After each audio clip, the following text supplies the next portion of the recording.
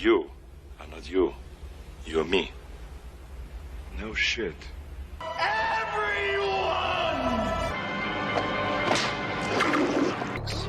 I tailed it out of there.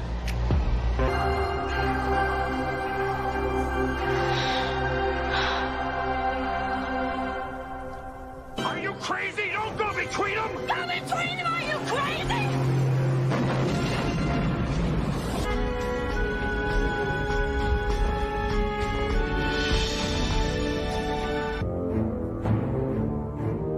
Welcome to my home. Welcome. So today is another glorious Saturday afternoon. It's hot here, and we're just having a slow day today. We're gonna have a lot of things. I got a lot of things I got to watch, a lot of things I got to get caught up on. We have a lot of things to talk about. So we're gonna cover today. We're gonna cover the summer sales, and there's actually a bunch of stuff that I'm excited to get, and so we're gonna talk about all that stuff. But I have a fairly hefty package coming today, and in the package, one of the things that you guys said I had to buy, it's here. So it'll be here today, actually. So we'll cover that, and I do want to do something, and we'll wait till later in the video to talk about it. But what video do you guys want to see most next week? We're going to cover that, and see. Last week we did the member only video, so we did that member only live stream, and this tomorrow we're going to do the fourth wall member only Zoom call. So we're going to hang out and do that. And if you're a fourth wall member, you're always invited to that, or you don't have to come, but it's one of those things that's never recorded. It's just kind of a hangout, and I've been doing it for several months now, and I absolutely look forward to it every single month. And I'm going to dive into all of the stuff. I hope everybody can hear me because I haven't even checked the audio. Let me check. Good morning. It seems like nobody's complaining about the audio, but good morning, everybody. So this morning I have all this stuff that I want to talk about because it's summertime. So these are the things that I'm excited for. These are the things that the movies that I like to get into every single summer. And so as I've already started to kick off some of the stuff, and I have my traditions, like on July 3rd, I have to watch Return of the Living Dead. I'm going to be watching Dawn of the Dead. I'm going to be watching that this weekend because I do enjoy it. And for me, I like these types of films in the summertime. So there's that. I don't know where to put this. Put this right there. And then because I'm watching that, I want to get into some more of the Second Sight stuff. So I'm going to be watching Ginger Snaps. I like the first one a lot, but I have this whole trilogy, so I'm going to watch the entire trilogy. And I'm going to dive into the book and all that stuff. And so I picked this up, I guess, probably when it first came out. And it's something that I can't say that when I got this, I know I watched the first one, but I can't say if I revisited the other two movies. So that is definitely going to happen this weekend. And then, let's see. Should have never taken that out. That was the worst thing I could have done. And then another summertime favorite is The Nice Guys. And I picked this up earlier this year, so I have already watched it. But for me, it's a great summertime flick. So this is something I'm going to be getting into probably today, actually. Talked about this yesterday on the video for Arrow video recommendations, stuff to pick up for the sale. And as I picked it up off the shelf, I want to watch it again. So we're going to be watching 16 Candles. And it's something, I don't know. I mean, I enjoy it. Summertime watch for me. So that's that. And then I picked this up earlier. I think I showed this off on the member only live stream. So Night of the Roxbury I picked up earlier this week. I just don't remember seeing this. That was the thing, is like I remember being at a friend's house and it being played on TV in the background. And so I caught bits and pieces of it, but I never saw it. But then my thing about this is I didn't think this ever got a Blu-ray. And I just happened to see it. Amazon recommended it or something happened and I added it. So I got that going on. So I'm definitely watching that. And it's I feel like kind of going to be like a first time watch because I know I've seen bits and pieces, but I've never sat down from beginning to end. But then one of my all time favorites, and because I think I was talking about it a lot during that live stream, The Warriors. So that is something I'm going to be watching this weekend. And for summertime watches, this is just for me, a must. And so that's there. So that's everything I'm watching this weekend. Let me know what you guys are going to be watching, and always post on that community tab. I have to do better at going over to it because I can see it on the back end. So like I can go into the back end of YouTube and it shows like comments and certain things, and I can do a lot there. And then and it's weird because the community post, it doesn't show everything. So I can like something, I can heart it, I can like it, but when I go to hit comments, it doesn't always take me to the right spot to comment. So I actually have to like go into regular YouTube, go to the community and go do it. So I gotta work on that. But post over there because I enjoy seeing all that stuff. I enjoy seeing your pickups and things you guys are getting into. And a lot of people are posting their setups, TV systems, like their shelves, like everything. I think that's cool. So I like that. But great. Let's dive into this. And we're going to talk about, I got a couple big orders coming in. So we're going to talk about that as well. Let's see. Dark Cloud. Good morning, everyone. And how the heck are you, 80s? Well, I'm good. How are you, brother? And let's get you in there with the everyone. First thing in the morning. Bring me everyone. What do you mean, everyone? Everyone! Yes, everyone. Nice. Enjoy that. Let's see.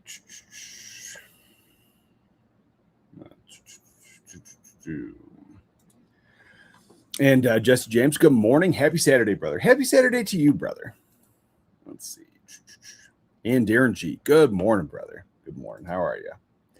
Let's see. FYI, Universal Horror Monster and Curiosities 23 to 60 Blu-ray Collector's Edition has about 6 left available.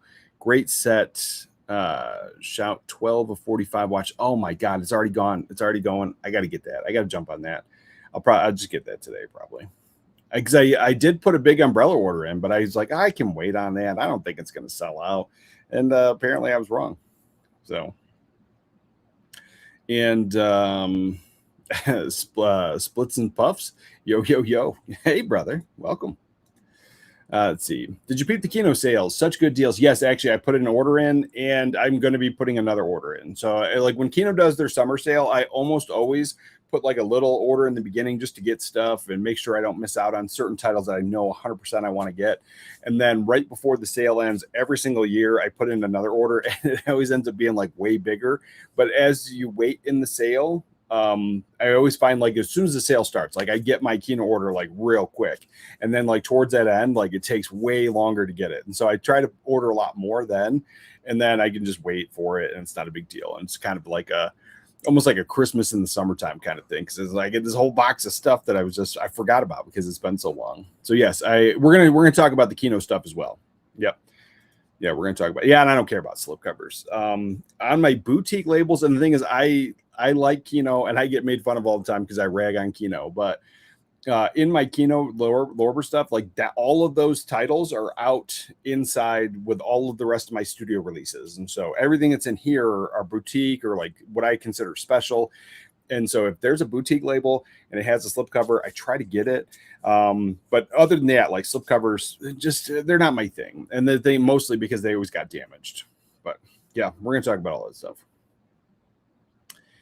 And Dark Cloud, hey 80s, I'm first time buyer on Vinegar Syndrome. Made my order on July 1st, and sure take a long time to ship my order out. Is this normal? It's hit or miss with Vinegar Syndrome. So yes, don't worry about it. You'll get it. The thing is, during the summer sales, they also handle all the partner label stuff too. And so they had the halfway to Black Friday sale was kind of a big deal. Then they have the subscriber week and all that stuff. So they're very busy. And so you will get it. It probably is like if you're trying to get something super fast, it's the worst time to get it is to try to order now. It's like one of those things because you're going to wait for it because everybody else is ordering. Throughout the year, when there aren't big sales, there aren't big promotions, and there isn't like a lot of stuff going on, it's usually pretty quick. Like I think like the last order I put in that wasn't during any of the big sales or any of the big stuff, I'm telling you, I think I had my order. I ordered it, and then by waiting like a couple days, maybe a week tops. But in the past, when I've ordered during these Black Friday, halfway to Black Friday sales and all these bigger things, then it's like 3 weeks. It depends. Like it also depends on where you live, how far away it is. Like they're just busy. So I wouldn't worry, brother. But yeah, you're gonna wait a little bit. Yeah, be patient with Vinegar. It's totally worth it. It really is for sure. Notorious Slow, you can probably still order stack. Yeah. Oh, yeah. You could probably add some stuff in there for sure. See, I picked up Invasion of the Body Snatchers, 1978, Silent Running, and Being John Malkovich from Arrow. Oh, those are all great picks. I actually have Being John Malkovich on HD DVD. And speaking of that, I just finally, so I've been working on trying to recover DVDs that I used to own and then I got rid of, and I've never either upgraded or they're stuck on DVD still. So I'm trying to re-add them to my collection. I finally got the Hurricane. And I got it cheap, so it's not a big deal. So the Hurricane on HD DVD, because I got it for $1. And I'm like, oh man, I used to have this on DVD. I love the movie. I want to watch it again. And then we're getting a 4K. So I'm like, I'm glad I didn't like pull the trigger on a more expensive Blu-ray. And I only spent $1 on it. But man, I'm super stoked because that's a movie that I thought people forgot about. It's one that I really enjoyed, but I just haven't seen it in a long time. So I mean, I guess I kind of forgot about it myself. And Video Pro Boston. Morning, brother. Morning, brother. Oh, speaking of that, Video Pro. So I have, and I know you because I probably should have ordered it day one, but like it's one of those things. Like we have the same thought process. Remo Williams. I finally got it. I'm super stoked about it because I haven't never had it in the collection. It's a great film, but I did not get the 4K. And I went to Blu-ray on that one, and it was because it was not. I think it was like half price, like $10 or something on that sale. But other films, I made sure I got the 4Ks of because one of the reviewers said that the Blu-ray or the 4K was good, but it wasn't like one of those like mind-blowing good. Like so, the Blu-ray is really good, and then the 4K is like a tad bit better. And so the extra $10, I'm like, I'm good. So I did get Remo Williams though, so I'm excited about that. I think that's all I'll spoil from the Kino sale. See, would you prefer Laserdisc or DVD? Honestly, it all depends. I enjoy both, and I collect for both. And so, if I were to like get something like there's a coolness factor about Laserdisc because not everybody has them. There's more DVDs available, and like a lot more people get into DVDs still to this day. And so, it is one of those things. There's the coolness factor. So I'd rather have the Laserdisc, but then also depending on where I watch it. So Laserdisc, I can only watch downstairs on my 27-inch TV because that's where I have it hooked up. So unless I move it, there's that. With DVD, I can watch it on any TV in the house. And that's the greatest thing is because like all the new players also play DVDs. So I can watch it on the 4K. I can watch it on the little CRTs. I can watch it on the 36-inch CRT in here, or even the little 4K in here. And so, even the plasma TV, which I think looks the best on some of those DVDs. So I got options with DVD, but the coolness factor almost always trumps the DVD thing unless it's like a price thing. So like if I can get the DVD for like $5, but then somebody's trying to sell the Laserdisc for $50, I'm like, clearly I'm not going to jump on that. But there's some like rare movies that I like, my all-time favorites. I'll pay up a little bit for a Laserdisc. Some of those things or the obscure horror stuff. I'm really trying to get the Criterion Halloween of the Laserdisc. So there's a few of those that I'd like to add, but most of the time I opt for DVD, but the coolness factor of the Laserdisc is super fun. And when we move out of here, and we got like 3 more years, I think we're going to be here. But when we move out of here, that's our permanent home. That's where we're going to finally settle down. The wife's going to retire, that whole thing. I will have that Laserdisc hooked up to I'll try to get another place one, but I was like, I used to in the old place, I had it hooked up to the plasma TV, which is a 50-inch Panasonic plasma, and the 36. And so having them connected that way, because I had them both in the same room, and just being able to choose, because there's certain laser discs that are in the 4:3 square format, which look better on the CRT. So yeah, and honestly, when I move, it all depends too. It just depends on how I want to watch the film. I guess, I don't think I answered your question, but I had a good time talking about it. They only did 2,000 of those monster sets, and from limited edition, maybe a rights issue. Not sure. They went fast, as I can highly recommend. Yeah, I wanted it. I should have got it. I said to myself, because I put in a big order there, and then I said if I was going to get that was pretty much like my entire budget, and I was already trying to save. I'm trying to save for something big, and so I've already kind of spent into my savings, and so that something big is going to get pushed to the left a little bit. And so now I was like, I might as well just try to grab that, because that was the thing. Because I grabbed the big order from Umbrella, and I was like, oh man, that monster set's not going to sell out anytime soon. So I'll just get this other stuff. And so I put a nice order in from Kino, not a huge order, but a nice order. And then I ordered a bunch of stuff already. And then I got the Arrow Video stuff coming, and I took advantage of those sales. So yeah. Oh man, I should have got that. I hope I don't miss out on it. Let's see. Oh, we got that. And morning, Sith Brick. Good morning. I see you, brother. The monster sets are beauty looking, just not my thing. Yeah, I love those old monster movies, so I think I really want it. I won't pay the scalper prices on that though. I know I won't. So if I miss out on it, I miss out on it. It sucks. But I won't pay that, because like there's something about I don't know. I'm frustrated. We're gonna talk about all this stuff today, because I'm frustrated about the scalper stuff. It's like ludicrous. Anyway, Farnsworth D. Good morning, brother. New horror movie from Thailand combines Evil Dead and Jumanji called Ghost Board. I might check that out. I don't know if I'll buy it, but I might check that out. Ghost Board. Okay. Got that covered. And morning, Arthur. Good morning, brother. And Severin's Lindsay Milan's box set Unreal for Italian crime stuff too. Nice. That's a nice pickup. I don't think that's for me, but it's a nice pickup.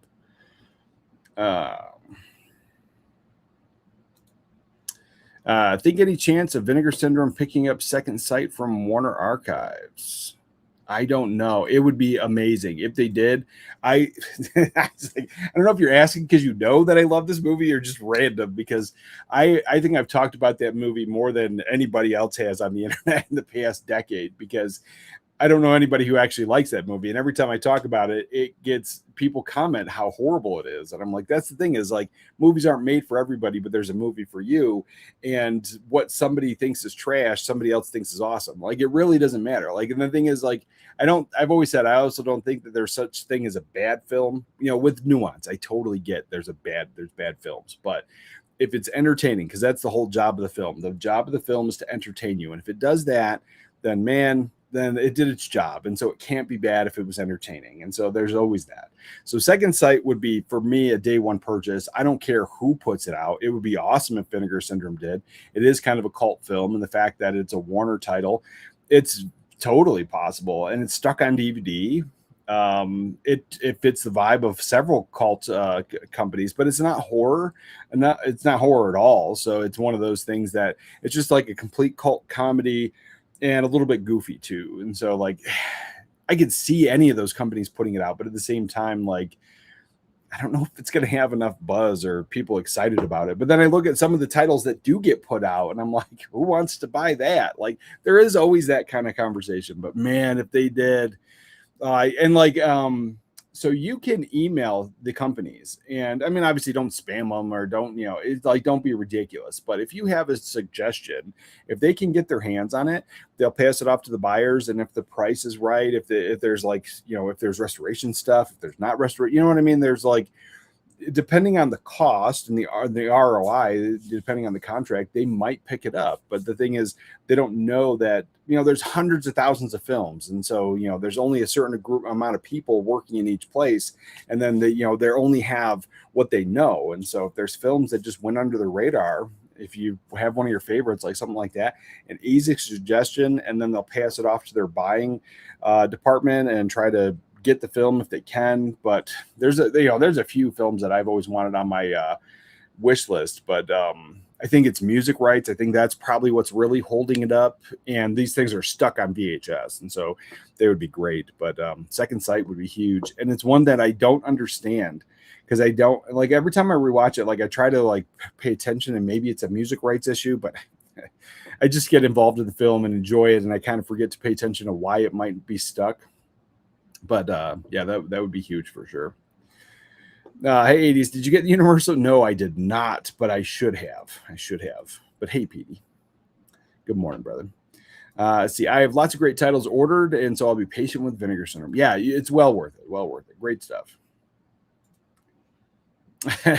Playing Assassin's Creed 4 on my QD OLED from Samsung. Nice. Enjoy that, Rivera 903. Enjoy that. And good morning, brother. See, can Laserdisc be better than DVD in terms of quality? You're roughly getting about the same. The thing is, like, Laserdisc aficionados were like super into Laserdisc because it was better than VHS. And there's technically better things with DVD, but I think picture quality, I have not popped in a single DVD that I was like, oh my God, the Laserdisc looks like crap, because I watch all the same stuff on the same TV. And so I don't know, like is it better? I think it's more fun. And then one of the things that kept me away from Laserdisc for years was the fact that like all those people were like, oh my God, Laserdisc rot. Or they used to call it laser rot. So disc rot also happened with Laserdisc, but it was also poor storing it, and just people older formats and then trying to play it years later, and then they're like, oh my God. And then then you had like this weird rumor mill where like people that never owned Laserdisc would just constantly repeat laser rot. When I bought my Laserdisc and the Laserdisc player, when I bought it and I talked about it, that was several comments like laser rot. I don't have a single. I have over 80 something, close to probably 90 Laserdisc now. So a lot of them came from Japan because TJ, when he was over there, was just sending them to me, which was awesome. And then all the ones that I picked up, none of them have disc rot issues. They all play perfectly fine, except for the Chase. I have 2 copies of the Chase, and it's weird because with Laserdisc, you have to take it out when the movie's halfway done. You have to take it out and flip it, or you can spend a little bit extra money and get one of the players that automatically switches sides, and that's what I did. And so my player goes from A to B in the middle of the movie and just switches. You don't have to get up off your sofa. But for the Chase, it will not play either Laserdisc at all until I flip it backwards. And so I started on side 2, and then I press side A button, so then it switches it, and then it works perfectly fine. Like both movies play fine. And I don't know if it was just some kind of weird obscure thing with that disc or my player or something, but no matter what, if I put it inside 1 to try to play it, it goes, yeah, I don't know what this is. And that's the only one I had a problem with, and it was 2 discs in a row, same disc. But other than that, yeah, I was like, can it be better? I think it's more fun. At the time, it was way better than VHS, and that was why people got into it. But there's more advantages to DVD because of the fact that there's more of them. And then at the time when DVD was coming out, you had more digital masters, you had more things coming out with surround sound. And so I have tons of Laserdisc that don't have surround sound. And then the ones that do have surround sound, the way my player's set up, I don't know if it's for all of them, but the way my player's set up, if it's a surround sound movie, I have to have the surround sound on. It won't just play through my TV speakers. All the rest of the Laserdiscs that are regular 2-channel audio, they play fine. But then any DVD I have on that shelf, I can play it, pop it in the DVD, turn the stereo off, turn it on, and it doesn't matter. It'll play surround sound or it'll play the 2-channel speakers, and it's just easier. And so there's advantages. But if you're trying to get into Laserdisc, I think it's fun. And the thing is, some of those you're going to pay up for if you're trying to put a solid collection together. It's not one of those things where you can generally find them cheap anymore. There was a time where people were just throwing that stuff away and you could find it cheap, but I never found it out in the wild. And then I just moved to a place that I can find them, but prices range anywhere from $5 to $300, and he has them priced all over. And that's just how he feels or how he looks at the eBay prices and how they go as well. A little late getting here today. Well, good morning. Today's DVD scores are both the 48 Hours movies and Reign of Fire. Those are great films, all of them. I enjoy all of those. So enjoy those. Great summertime watches for sure. And the Monster Squad movie is a classic. Monster Squad is it's a great summertime watch for sure. And I love Second Sight. I love Second Sight too. I don't know if we should have a fan club, but it is one of my favorites. And I've never met anybody other than my own child. My own daughter is the only person in the whole world that I've ever met that actually likes that movie. My wife hates it and scoffs every time we watch it, but it's a fan favorite in this house, except for my wife. And I ordered Godzilla -1. Oh, I'm super excited about that one. You streamed it last week and thought it was awesome. Same with They Will Kill You. I can finally concentrate on building my library again. I enjoyed They Will Kill You, so I'm glad you enjoyed that too. I've not been really into those new modern films, but that one got me. I really enjoyed that one, and I was apprehensive because there's this, and I'm gonna get the movie, and so I was super stoked about this movie Jade that came out last year. There's some, I don't remember the actress's name, and I'm pretty sure Mickey Rourke is in it. And it's not a great film. It's a B movie film, kind of with bad acting. But oh man, I was super excited because one, the cover's yellow. She's got this giant afro and a samurai sword going through it. Like it's just so cool, man, on the cover. And then I saw the trailer. I'm like, okay, this seems like it's right up my alley. And it more like that.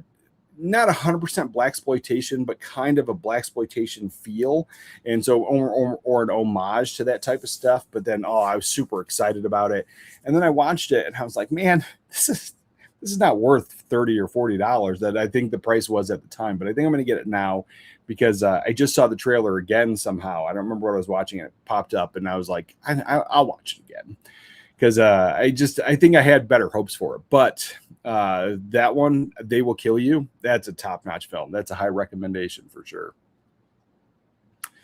And AI Submit, let's see. What is the one thing people exaggerate about physical media? I don't mean physical media state. I mean how collectors talk about it. I don't know. I think tastes are a big thing that could because they're subjective. And so when people are like, these are the best or these are the worst, like that's a thing. I would honestly say the 4K transfers, like that is 100% something that is over exaggerated because there's one movie that I don't remember what it is now, but there's one movie that I was thinking about getting the other day, and I stayed away from the 4K, and I didn't get it at all. And it's because like so many people were like, "Oh my god, the 4K is the worst thing in the entire world. It's the worst 4K ever," and like super exaggerate about it.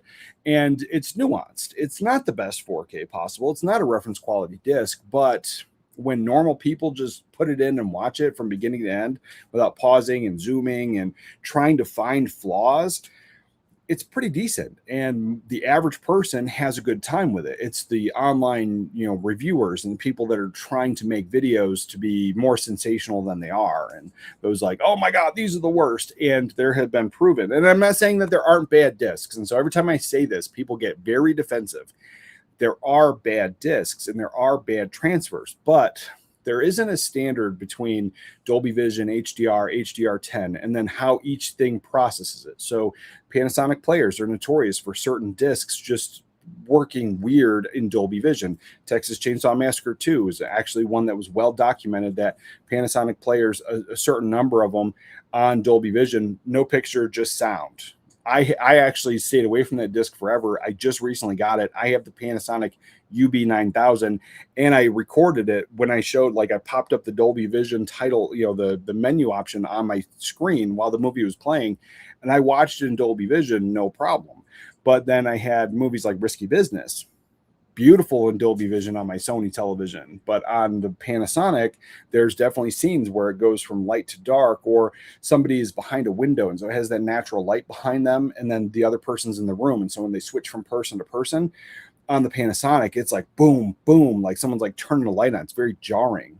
But when I turn Dolby Vision off, beautiful. When I switch it over to my Sony player and I turn Dolby Vision on, also beautiful. And so the exaggeration that these are all the worst discs ever, it really all depends on what TV you own, what player you own, and then how you like to watch the film. And so there's tons of those ones that people complained and said these are the worst transfers ever because they don't like film grain, and film grain is fine. Now when it's crazy heavy and it looks like ants dancing on your screen, that's not good. I don't think anybody likes that.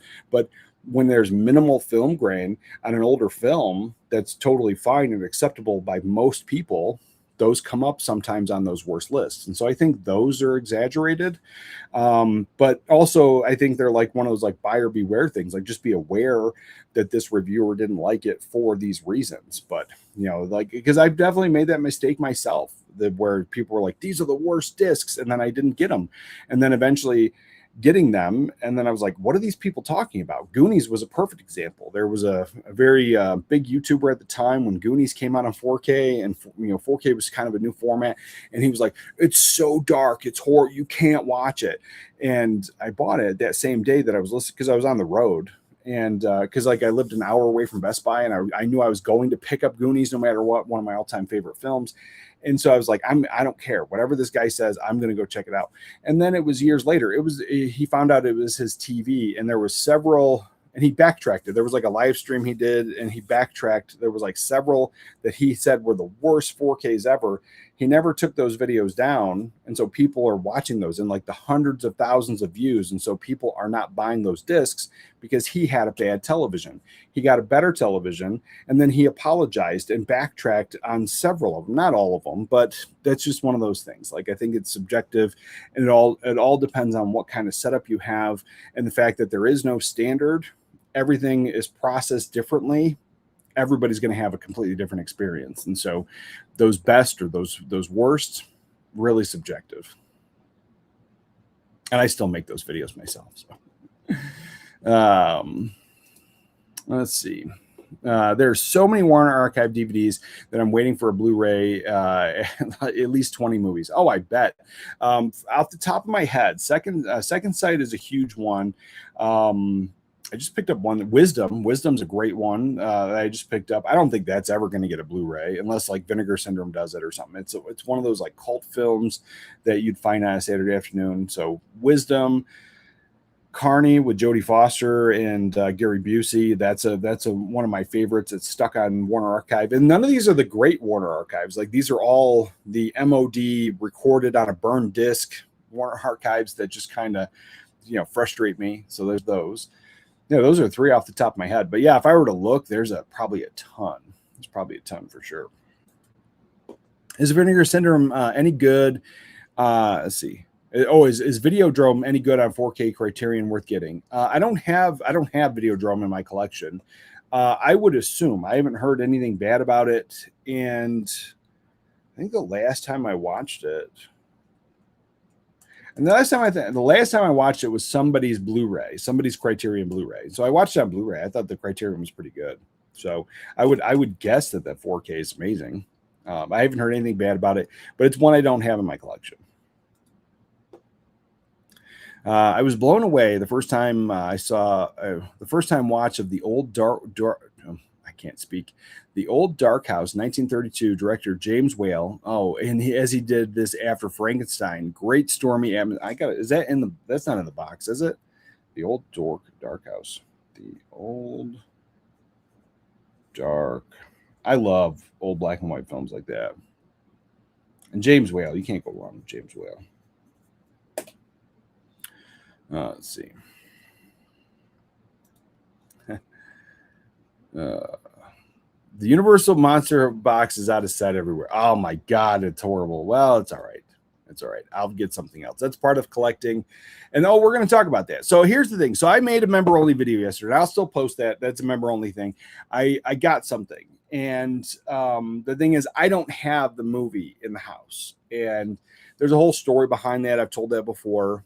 And I had the movie and I got rid of it, but I got rid of it because I was going to upgrade, and then I never upgraded. And there's a whole long story behind that, but I have started getting, because I love the film and I've been wanting to watch it. And so I have some things from the film, like memorabilia, some stuff. And I did an unboxing of something for the members. And then there was a part of it that came and it was broken. And so then I just couldn't record the rest of it. And because I was going to record the rest of it once I had it all working and functioning and the whole thing. And then the question was, because I don't have these, and the reason I don't have the film at all was there's multiple versions been put out. And so there's been multiple versions forever, since it's been VHS days until now, and all the way to 4K. There's tons of versions all over the world. But my question was, because I don't have the film and I bought this stuff and I love it, I wasn't sure which crazy collector set to get. And so what I thought was, maybe I would put a chunk of change, like just a goal, like I'm going to spend X amount of dollars in 30 days and try to get as many of the crazy collector sets of this movie that I can. And just because I thought it would be fun. And that's the thing is, like, I understand people are like, that is dumb and that is a waste of money. It's one, it's my money. Two, it's a collector's thing. So I like collecting things and different versions, different cool sets. And the thing is, it's not just about watching the movie. Obviously, I got stuff back here that's just for display purposes, but I want to be able to watch the movie. That's the thing. And so I'm like hemming and hawing, and I'm like, well, I wanted to get this one set. Then this other company announced this other set, and then this other company announced a rival to the new set that's coming out, and like in a Twitter post. And so I'm like, oh man, do I try to get them all? And so yeah, that's something I was gonna ask the members, but I think I'm asking everybody here. So should I try that? And it would be like, like a stupid amount of money, like something that's not normal. Like not, break the bank thing, but still like basically take my entire budget and put it towards this weird collector thing. Let's see. Do I do it? Yes or no? Let's see. All right. There's that. So yeah, so there's that. But yeah, Universal set, I might miss out on that for sure. Let's see. Flow 2333. I love so many bad movies. Many of them more than I like the best movies ever made. Yeah, that's the thing is like, and so when people get mad at me when I talk about movies that I love, and they're like, maybe they're not everyone's favorite, or you can argue that they're not great. For me, I love them, and I have great films on this shelf, but I would rather go, sometimes those films are draining, and while they're good and I can admit they're 100% great and worth watching again, I revisit some of the schlockier cheesy stuff over and over again. But then I also like discovery. So I have this movie, and I'm not going to talk about it today. I talked about it a lot. But anyway, I have this one movie that I watched it, and I can't ever help but think that it influenced other things, and nobody ever really talks about it. And even the director said other movies influenced him, but I was like, this came out at the same time. Like, how come it never gets talked about? But then it has to do with like being a sister of it, or it's not as good. And like, that's the whole thing. It's about discovery. If I tell you these are the greatest films of all time, everybody else has. And so if I tell you these are my favorites and these are ones I like to go to, and then people are like, that is just trash. And then I've had it where I've done that before, and then people will then go ahead and list the top 10 what are considered the greatest. If you're just going to continue to do that, then there's zero discovery. And what is the point of having film conversation if you're not going to try to find something new? And there's so many cheesy schlocky films that I would rather watch I would 10 times before I watch one of these like films that are a little bit more serious and well made and considered some of the greatest of all time. But yeah, I'm right there with you for sure. Let's see. I'm still on full screen DVD binge, but I have most of what I need. Nice. I love watching on the CRT. Watching DVDs in full screen is one of my favorite things to do, for sure. And that's it. When we're talking about that, so I'm going to go on a little bit of tangent here. I don't know if I have my list. So I made a list of movies that I've never seen before, and none of them could be probably considered great films or some of the best. Like, these are all films that nobody ever talks about. They're stuck on VHS. Probably for a reason, and I was having such a good time watching them. And because I found ways to watch them online, and I got to try to track them down now because they were just so much fun. And I don't know how I missed some of these all these years working at the video rental store. Like, we never had any of those films, and so yeah, I was like, I man, a good bad film is probably for me one of the best weekends you could ever have. I watched a great horror movie last night called Wolf Creek. I've never seen that one. That one comes up all the time. Is that the Australian one? Wolf Creek. I've never seen it. I'm going to have to add that the Imprint box set to my collection now. What an awesome movie. Yeah, I've missed out on that one. Recommend buying the Robot Chicken Complete Collection DVD for $50 on Amazon. Great series. I like Robot Chicken. I haven't got into it in a while, and I've been watching a lot more TV shows. So since I ripped all all my shows and all my things that are on DVD. I ripped them to my Plex server on my hard drive, and then I connected my PlayStation 3 to my old CRT television, because it's designed where you can plug it in with the older cables anyway. You don't have to have a HDMI, and you can switch the PlayStation to view it on the 4:3 television. And I've been streaming and from my Plex server to the PlayStation 3, all these old TV shows, all this old stuff, and that is my preferred way to watch it. So I still buy the DVDs, and when TV shows are getting remastered in Blu-ray, I think that's great. But I'll still pick some of them up. So if I don't have them, I'll grab those. But the older ones that are stuck on DVD in the 4:3 format, man, have I had such a great time doing that, because then it's almost created my own little streaming service of the things that I like. And so I'm not overwhelmed with like hundreds of thousands of things to watch or whatever. It's just the things that I know I want to watch. And then we wrote down on we got a notepad and we wrote down the days, like our own little cable guide. On Monday we watch this, on Tuesday we watch this, and we have the times. And from like 8 o'clock to 10 o'clock we have our shows. And it's from 8 to 9, it's like more of the family friendly kid shows. Kid goes to bed at 9, and then we watch the other stuff. And that's been so much fun, and doing that through the Plex server. So I was like, yeah, that's I might be picking up Robot Chicken's not a bad one. I might pick that up. But I also been wanting to get Californication. So I remember watching that when it was out, but I never finished watching it. I watched a few seasons or a few episodes, maybe a whole season here or there, but never the whole thing. I wanted to get it, but there was a Blu-ray set that was released overseas, and then that's long gone, sold out, really crazy expensive. We only ever got the DVDs here in America, and so I'm just tempted to just grab those DVDs. But yeah, Robot Chicken. I haven't watched that since cable days, since I had cable. Let's see.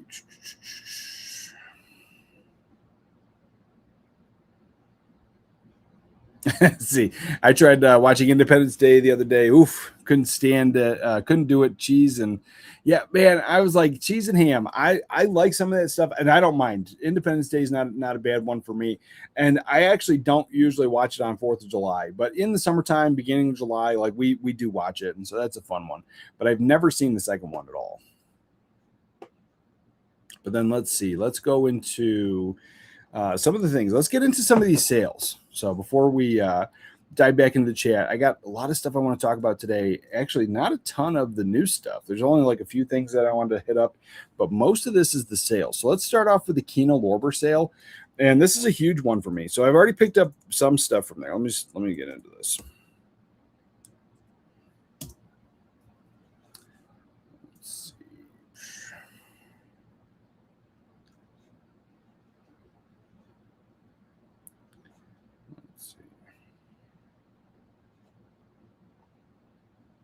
Let me log out. Oh my gosh. Let's see. What is this? It's like the first day I was ever on the computer. All right. So the summer heat sale. Let's share the screen. Share the screen. All right. Yeah, the summer heat sale. Kino Lorber. Now I was like, I don't know how if they're doing stuff, they ship internationally or not, but there's definitely ways to get these overseas. I'm pretty sure. I have a friend in Australia, and I don't think he asked me to grab too many of these Kino Lorbers. I have sent him some stuff, but now I still got to figure that out because it's still here. It's still here in the States. I don't know what's going on with that. But the summer heat sale. So there's a lot of stuff to go. Let's see. A to Z. Well, super popularity. Super popularity. All right. So Mimic is a huge pickup for me. I love the film. I have the DVD. And so that's a 4K that I want to grab this sale. A Bridge Too Far is something I've never seen. It's on my radar. Throw Mama from a Train. I love this film as well. And so that's one that I want to grab. And I probably want to get the 4K on that one. After reading the reviews and all the stuff with the colors, I think I want the 4K on that one. And then these ones. Night of the Juggler. I want that for sure.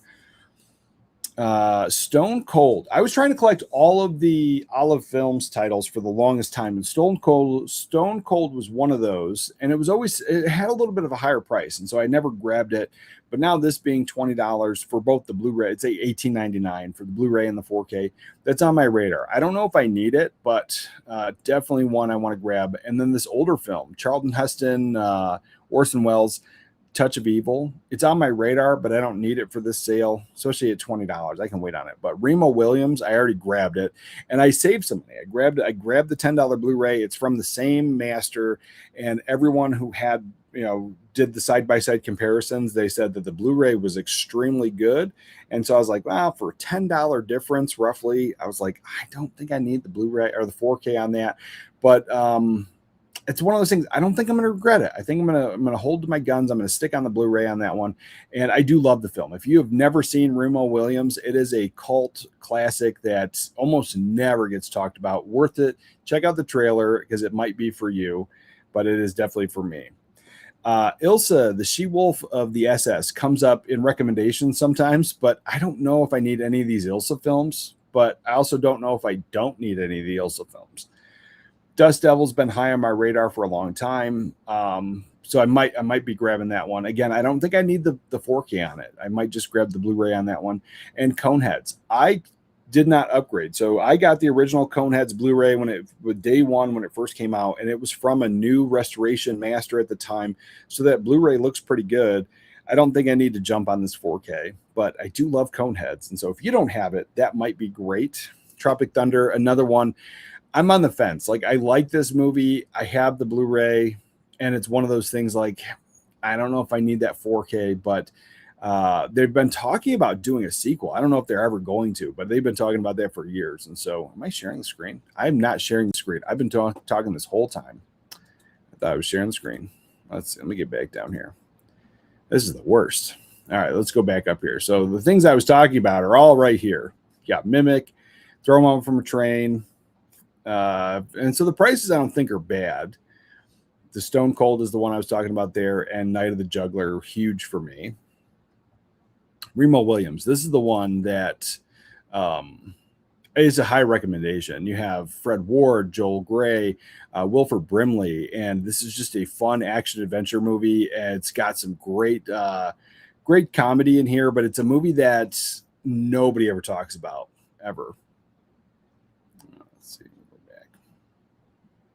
Yeah, I got the Blu-ray on that one.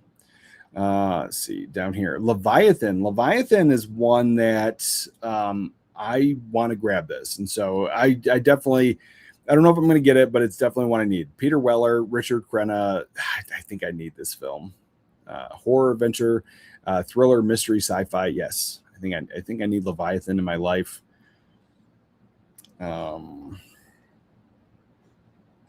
Let's see. Uncle Buck. That Uncle Buck 4K is really good, and it was a day one purchase. So for picking it up for $18, that's not a bad one. But it's another one where I think the Blu-ray is going to look pretty good. It's not a surround sound heavy movie, but when there is surround sound, it's heavier than the old Blu-ray.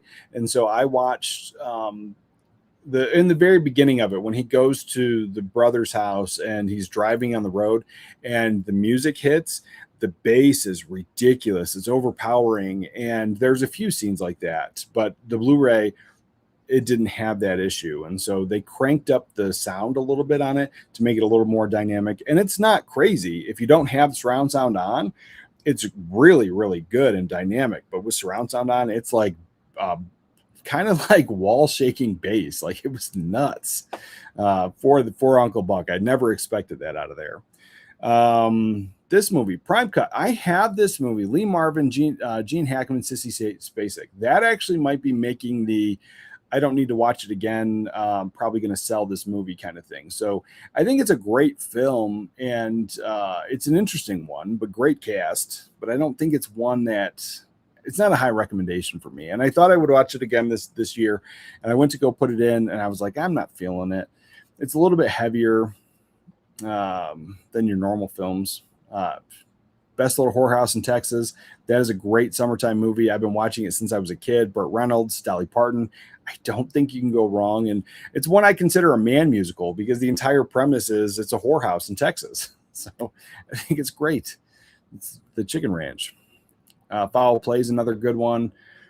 Monster Squad 4K for $18. That is a huge pickup. If you guys don't have it already, I think it's fantastic. I've never upgraded the 4K. I have the movie. I have the who put that out? Olive Films. Olive Films put that out before anybody else, and then Kino Lorber picked this up, and then they put out a new restoration of it with the 4K.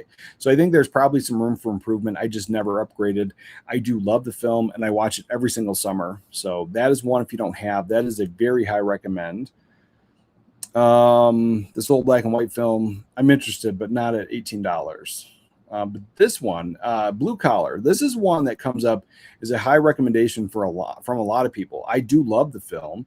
I have, I think the Indicator version of this, but you have Richard Pryor, Harvey Keitel, and this is a workplace film. And most people just saw that Richard Pryor was in it, assumed it was a comedy, and then it got tanked. Like, I know reviews when I worked at the video rental store, like there were people that were like, this is a horrible film. And it's not. It's a good film. It's just you go in seeing Richard Pryor, you expect a comedy, and it is a workplace drama. And I wouldn't say it deals with serious subject matter, but it has a more serious tone for sure. And it's a drama that it's probably not for everybody, but I think it's a fantastic film all around. But it's also dated because it's from the 70s, so it has the 70s pacing, it has the 70s vibe, so it's not for everybody. But I do think it's a fantastic watch for $10. I think that's a pretty nice pickup there. And all of these. Hardcore is one that I think it's a good film, but it's also one, it has to have the right kind of audience. And so in this film, it's more sleazy than anything, but it starts out at Christmas time, but then the whole rest of the film takes place over a long period of time. And this dad is upset because his daughter is missing on this field trip. And then he goes to try to find her and track her down. And then he finds that she's involved in pornography, and they think that she's being forced into it. It's this whole crazy thing. And at the time, it was probably more shock value than anything. But I think it's a great film, but it's one that I wouldn't recommend it to everybody. Serpico is one that I've not seen in many years. I did enjoy it. It's a Sidney Lumet film, and it's one that I should get in the collection. So maybe that's going to be on my radar. But also $18. I don't know how many times I'm going to watch it. I do like it, but I've only seen it one other time. I had it on DVD, and then I joined the Navy. Got rid of all my DVDs. Ronin is one I can't wholeheartedly recommend it. So I like heist films. I talk about that all the time. And this is, in a sense, a heist film. It's considered one of the greatest heist films ever. People really talk about this one, and it's one of the highest recommendations. Like, people go nuts over Ronin. I never really got into it. I watched it. I rented it when it first came out. I thought it was fine. I didn't love it. I didn't hate it. But then I bought it on Blu-ray a few years back, and I watched it. I'm like, I really don't like this film. And so I got rid of it. And anytime I've said that, people are like, oh my God, are you nuts? And I was just like, I didn't like it. I can't explain it. And it's one of those things, like, it's not even, I can't say it's bad acting or bad storytelling, but for whatever reason, I just didn't jive with it. I thought it was decent the first watch. And then the second time around, years later, I'm like, it's not for me. If you like 70s films or like 70s cop dramas, Charlie Varick is a great film to pick up, but it's 70s film, slow pacing, and there's blood, there's death, and it's a 70s film. So the blood looks like bright red paint, and so it has a very cool vibe there for you. But I also understand this is not for everybody. 1973, so it might even have a little bit more of like a 70s and a 60s vibe. But it's one that I enjoy it, and it's another one. I like this one. Let's see. Oh, wait, am I thinking of the wrong one? Let's see. What is this? This is not the right. Wait, I don't think I have Charlie Varick. I think I have the other one. I have the Laughing Policeman. Okay, that's what I was talking about. So I was wrong on this. What is this? Charlie robs small banks with small payrolls. Okay, I need Charlie Varick. So Charlie Varick. Yeah, because I was explaining to you the the Laughing Policeman. So Charlie Varick is one. It's a heist movie, looks like. think I need that. So it'll probably have the same vibe though. 70s cinema. I need that.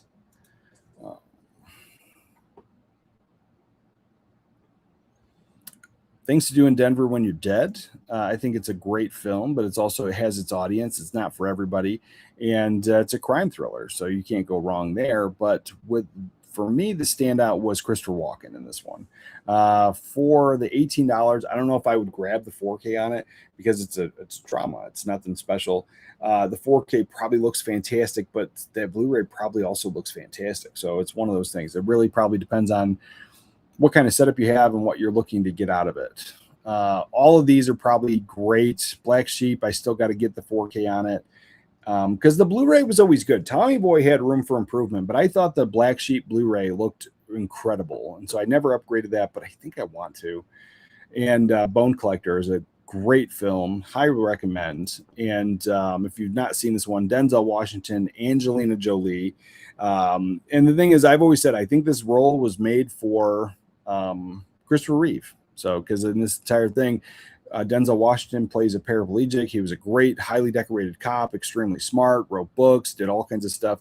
Angelina Jolie discovers at a crime scene some clues that everybody's missed over the years, and then she discovers this serial killer that's collecting bones. And oh man, it's super fun. Well, it's great. I think it's great. Necessarily think it's fun. I think it's great. But one I do think is fun, and this is another one. People say it's a horrible film, and why talk about it? This film is one of my all-time favorites. And when they came out with this, and then 2022. I looked for this movie for years on Blu-ray, and it was probably one of my first Kino Lorber purchases ever. It's Hudson Hawk. I love this film. Great cast: Bruce Willis, Danny Aiello, Andy McDowell, James Coburn, Sandra Bernhard. It's such a great. Frank Stallone's in this. Yeah, there's so many great people. But this film, it got dogged because there's a tonal shift throughout the film, and sometimes it's slapstick and sometimes it's not, and then it leans a little heavy into the slapstick. And so because there's the constant tone shift, I think that really put a lot of people off.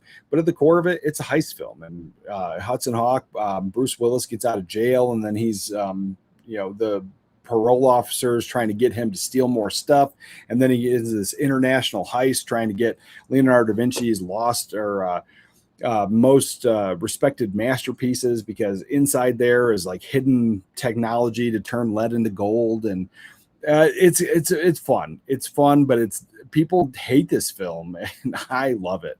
And that's one I have the Laserdisc of this as well. But for $10, I think it's well worth your time. And for me, it's one of my favorites. And Career Opportunities is also one of my favorites. $10 for the Blu-ray. I think that's great. I don't think you need the $18 4K, but if you're just buying just nothing but 4Ks, get the best. It probably looks fantastic. But I do have the imprint Career Opportunities, and I think that's pretty good. All these other films here, I mean, Happy Gilmore is great. Gung Ho is a great pickup for $10. I don't think you can go wrong there. This is an underrated comedy, Michael Keaton, and it's a workplace comedy. So it's not one of those like huge laugh out loud things, but the thing about this one is it's the cultural divide. And so there's these American workers in this car company that kind of goes under, but then Michael Keaton goes over to Japan to then talk to them, to then, buy up the company. And then they're going to be the boss while all the American workers are going to be putting these cars together. But then you have the cultural differences, and it's enjoyable. It's a really enjoyable film, very underrated. And this just came out last year to Blu-ray. It's a first time to Blu-ray, and one I wouldn't sleep on at all. A lot of stuff. I need these Death Wish films. I don't have any of them. And Dan Curtis Classic Monsters. I might pick that up. That's high on my radar. Gambit with Michael Caine. I do like that one as well. This one, Times Square, is a movie that always comes up in recommendations. And so I do this series where I buy films I've never seen before because they've been recommended by you guys. And so that's one I probably get for the sale because it's been on my radar for a long time because it gets recommended a lot and I've never seen it. So that's definitely high on my list. Hot Pursuit is a great comedy with John Cusack that's very underrated. Rundown was a pretty good 4K, not horrible. And Mystery Men. I don't have Mystery Men in my collection. I don't think I like that film. That's the thing. I don't think I also don't think I've given it a solid chance, but I don't think I like that film. So yeah, there's a ton of stuff. There's like, 8 more pages of this, but those are just some of the big ones that I would really get in. Those are the more popular ones. Let's see. Let's dive into the chat real quick, and then we'll hit up the Arrow stuff.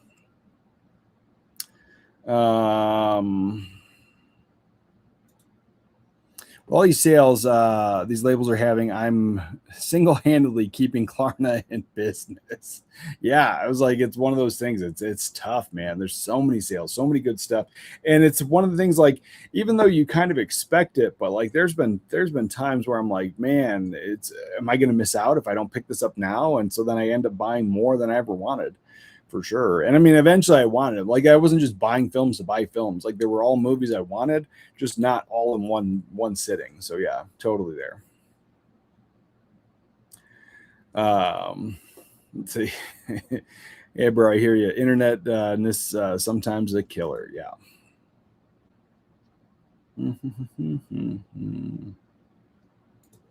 I see. When it comes to OOP media of any kind, film, TV, books, it would be nice if companies would go print on demand option for whatever the last release style was, at least. Yeah, I don't disagree there. There's definitely times where I'm like, man, I was like, just print off like another 1,000. You're going to make some money. It's not a big deal. And then we all can have stuff. Because there's scalper prices on some stuff is just ludicrous. I understand if I miss out on something and I don't find out about it for years later, and then it's sitting on eBay for double what I could have paid for it 5 years ago, but I didn't know. I'm like, all right, that's on me. And it's also on me if I want to get it or not. But there's the predatory scalper things where I didn't even get a chance to order this. So the Kill Bill VHS from Lionsgate Limited was $30, and that's not horrible. And not everybody collects VHS. 2 of them are listed on eBay. They're not even in people's hands yet. They're just because they don't even get released till the 28th of this month. $300 for both of them. That is not only ludicrous. That's somebody being an asshole, because they bought it for 30, and then to throw that price on there, like, that is nuts. And that's not just trying to pay for a collection. That's trying to pay your mortgage on somebody else wanting something that I didn't even know it existed before it was sold out. Like, that's one of those things. Like, I knew they were coming out with that set, but I as soon as I heard there was the VHS and it was all yellow, I went to go, sold out. And then I go to eBay, $300, 2 of them listed there. And like, that's nuts. So yeah, the out of print stuff. It just gets me ridiculous. Let's see. Videodrome is well worth getting. It's one of my favorites. Yeah, Videodrome. Yeah, I can tell. Videodrome is good. I don't have it, and I don't have the 4K.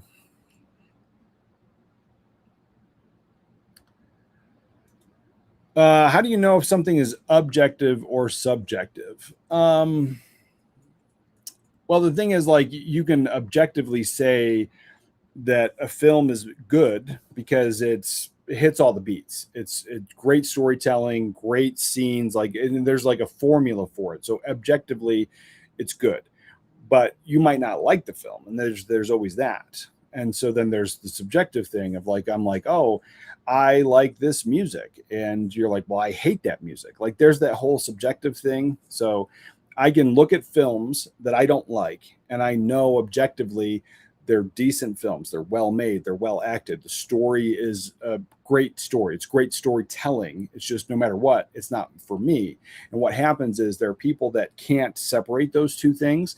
And so somebody will go on and they'll go, this is the worst film in the entire world. And you're like, well, objectively, it's well made. It's well acted. It has all of the key elements that make great films. You just don't like it. And so, like, one of the biggest ones is Citizen Kane. To this day is considered one of the greatest films of all time. I can guarantee you there are thousands of people that have never seen it. There's that. But then there's thousands of people that hate the film. It's considered one of the greatest films of all time. And it's one of those things, like the storytelling, the cinematography, there's a lot of things that are objectively great, but it's just subjective. It's not for everybody. Let's see. One of my favorite bad movies, Dead Heat with Joe Piscopo, and Treat Williams. I love that film. That is a great film. I just picked it up not too long ago. It's a fun one for sure. I can literally watch that movie anytime, anywhere. Yeah, I love that film. And let's see, how did it jump back all to there? Let's see. Let's see. Here we go. Let's get caught back up. I don't know why I was at the beginning again. Yeah, there we go. Charlie Berg is a 1973 crime classic film. I love this film, and I have the film and DVD standard. So I'm confusing it. I actually might have Charlie Berg and just have never seen it, thinking it was The Laughing Policeman. Let me double check. I might have Charlie Berg. I do. So I bought Charlie Varick thinking it was Laughing Policeman, and I haven't watched it yet. So I'll watch that. I'm going to watch it this weekend for sure. Because I have the indicator version of that. Man, this whole time I thought it was Laughing Policeman.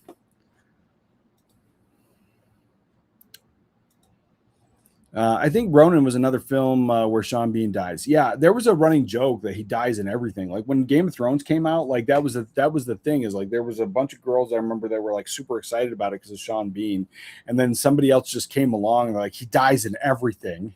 So it's just, I was like, oh man, that's funny. It's funny.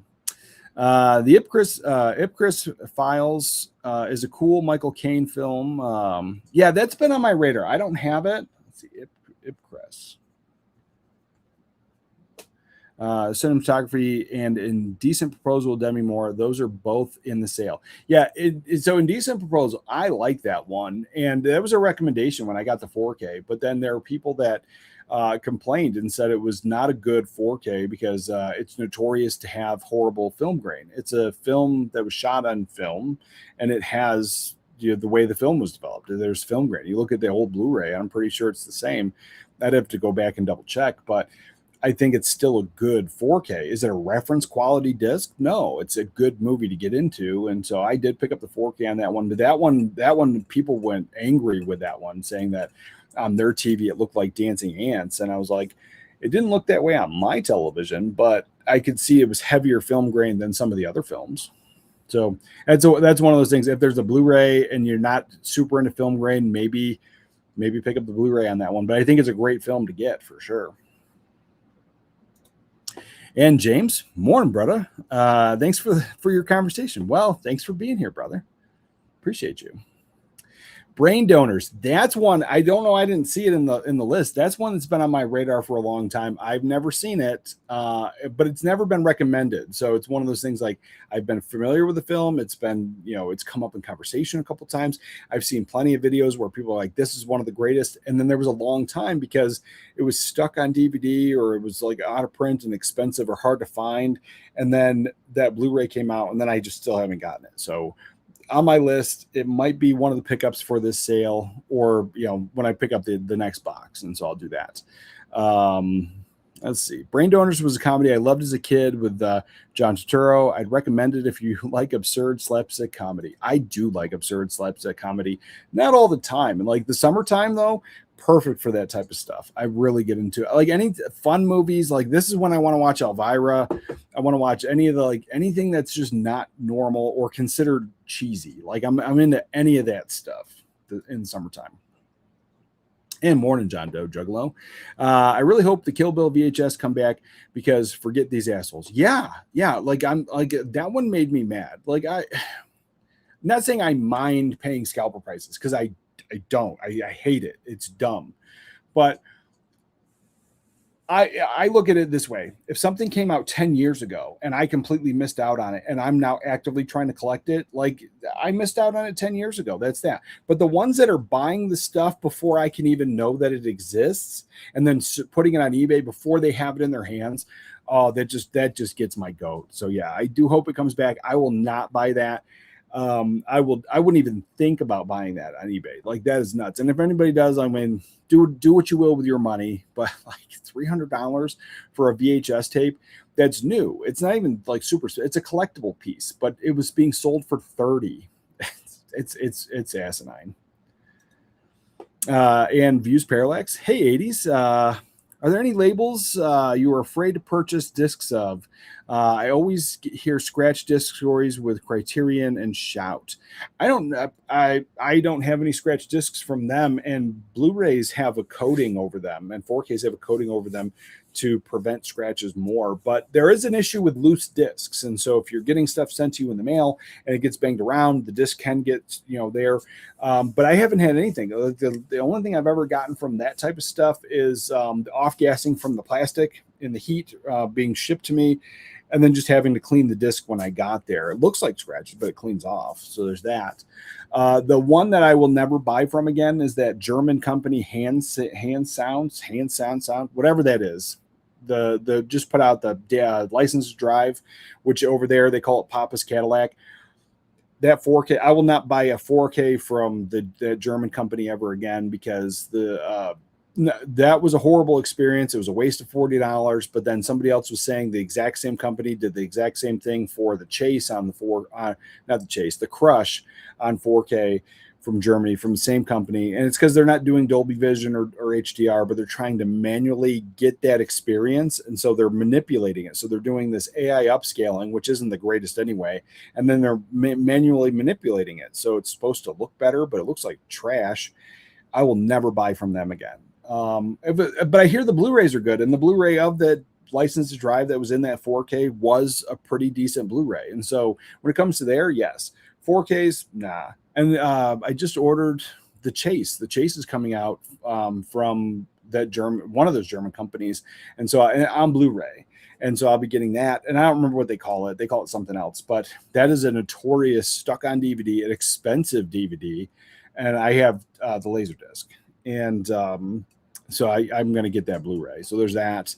But yeah, that company, I won't order a 4K from them again. For the most part, I don't think there's any company that I'm like, I'm afraid to order from them. I hate ordering things in the mail because they almost always come damaged, depending on where you get it from. A lot of stuff is coming from Amazon now. I got this Amazon exclusive, and I'm actually pretty mad about that. The Rambo set. So it was expensive. It was $100. It was very limited. So there's FOMO built in. It was special. They had the Dolby Vision, the better transfer, supposedly, all the better sound. And then you could only get it through Amazon, and then they shipped it in a big oversized brown bag, no padding, no protection, and my box is all banged up.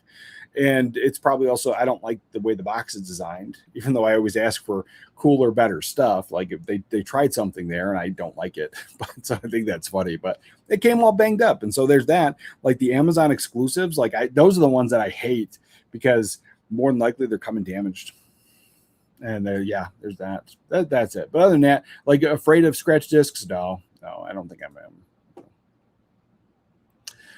You can only tell if something is objectively good based on which criteria you use to judge a film. Objective versus subjective is not the issue. Yeah. I mean that's also there, but it really does go to personal opinion. But like you can see if there's a formula and they follow the formula when they make a film, like, or story, just basic storytelling. Like you can argue that that's good, because like I've always had that thing of like, my favorites were, what was it? Siskel and Ebert. So I grew up watching Siskel and Ebert, and they would do the movie reviews every Sunday. And I used to love that. And that's probably why I got into this in the first place. But there were films that I truly loved, and then they would explain to you why they didn't love it. And so as a kid, I understood that the film just didn't jive with them for this, but they were able to explain why.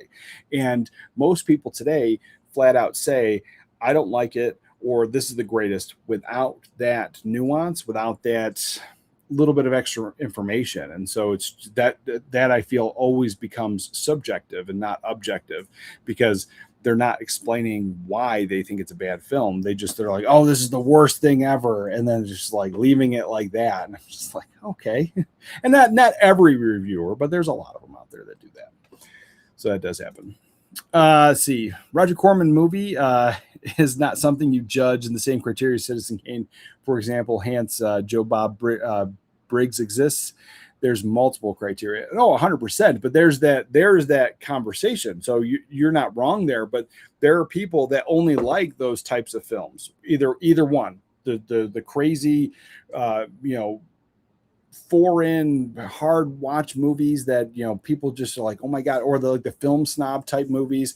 Those are the ones like people get into that stuff, and then it's like if you want to talk to them about film, you know nothing because you might like all those Joe Bob Briggs movies or the Roger Corman stuff, and you get into those films. But there's different people, and you have different tastes and different opinions, and so you're right, 100%. What somebody doesn't like is going to be somebody else's favorite and vice versa. But you no matter what, whether it's a schlocky, cheesy film or like one of these things that are considered a masterpiece, you're going to have fans of both. But then you can break down just the basic storytelling, and does it tell the story in like the way that's cohesive, the way people understand it. Like there's that.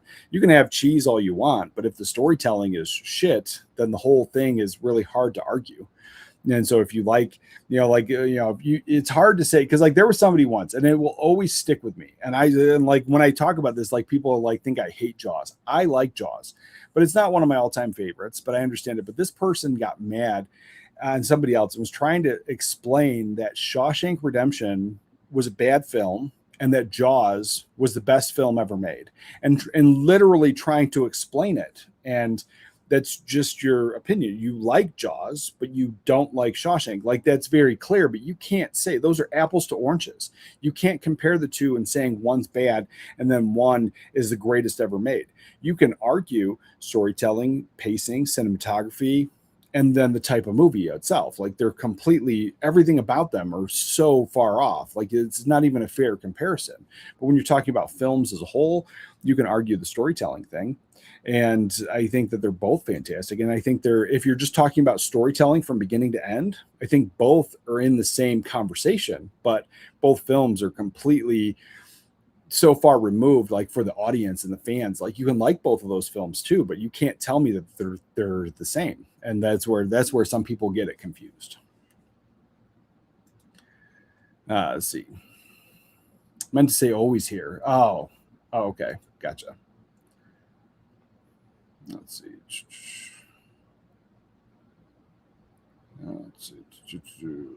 Oh, here we go. Here's one. I love this film. Vibes with Goldblum and Cyndi Lauper. That's a great film, and it has a Blu-ray. So if you're gonna pick that up, grab that film. Very underrated, and it's a great summertime watch for sure. It's a little goofy. I don't think it's like really slapstick, but it's interesting. So they have psychic abilities, but they have different psychic abilities, and then they're on this quest to find this ultimate thing. And I'm not going to spoil it if you've never seen it, but it's one that it comes up sometimes on like good bad films, and it's for me it's a favorite, and it's something that I watch that easily every summer, easily. Let's see. Dark Cloud. Hey, 80s. Last week I drug out my VHS collection, and they are now displayed on my movie shelf. Well, that is awesome. That is awesome. I do love VHS. I'm still watching VHS, but also just displaying them, like that's cool. That's cool. And it's cool that you still have them. Like this thing, I got rid of my stuff. When I upgraded formats, I wish I never got rid of it, and I always had that thought process. Yeah, no, now those Amazon has more of those limited Rambo sets. Yeah, right. That's the frustrating thing. And oh man. And then at the time I ended up opening it and just watching it because it came damaged. And I opened it for the video, and then it came damaged. I was upset, and then they were all sold out. And so it was trying to talk to them. It wasn't like we'll get more. It was we can give you your money back, or we can refund. It wasn't the whole thing. They weren't even telling me I could send it back. They were saying a partial refund. So I just got mad at the whole thing. I didn't even ask for partial refund. I just want to stay mad at it. And maybe that's wrong, but now there's more, and that's even more of a gut punch. I just found out the other day that the movie The Void from 2017 is out of print, and picked up mine 3 years ago for $11. It nearly goes for 10 times that now. There's a German import, but region B. Yeah, that's the thing, is there's so many great films. Like one I would pick up if you guys don't have it, if you're into it. It's obviously not for everybody either. Without a Paddle. I love that film. It's a fun cast. Burt Reynolds is in it. It's not his last film, but it's, you know, one of his last few films, and it's out of print. And it's not, I don't think it goes for crazy money now, but it's a great summertime watch. And so Without a Paddle is a good one to pick up for sure. But yeah, there's so many of those. Like in the one you're talking about here, The Void, I don't have it. So Void. And so, yeah, it's like picking up for $11 is way cooler than that 10 times the price. Oh, geez. Yeah, no, you're 100% right. Yeah, I agree with the formula. I'm just saying that they don't use the same criteria to judge Corman 100%. But then you have like, there are people that like both. So like there was a video I did not too long ago, and it was fan favorites of films that are stuck on DVD that they weren't my picks. Now I have them in my collection because I like them, so they're there, but they weren't really my picks. These are the ones that the fans were constantly. Anytime I talked about movies that I want to get a 4K of, or a Blu-ray, or needs a restoration, or stuck on DVD, these were the films that were constantly getting mentioned in the comments. So the entire premise of the video was that.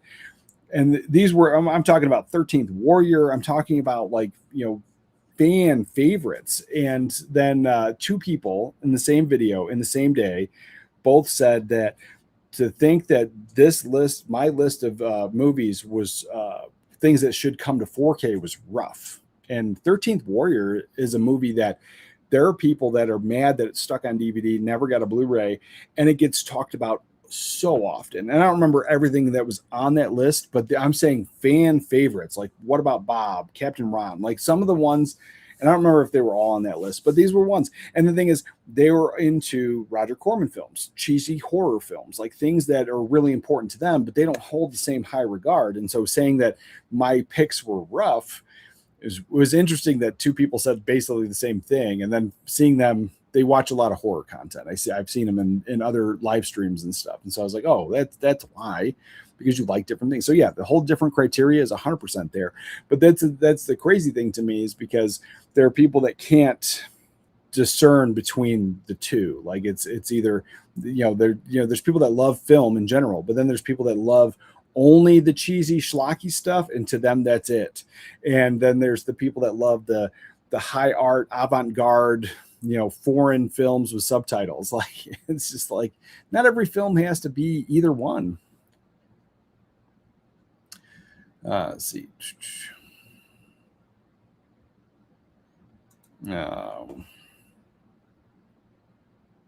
I totally agree with lack of film criticism. It's not a good thing. I miss Ebert. Yeah, I do. I 100% do. And that's why, like, when I try to say, like, I didn't like a film, because it's very rare that I don't like a film, I try to explain why. And that's there, but like almost never. I like more films that I hate, and so there's that.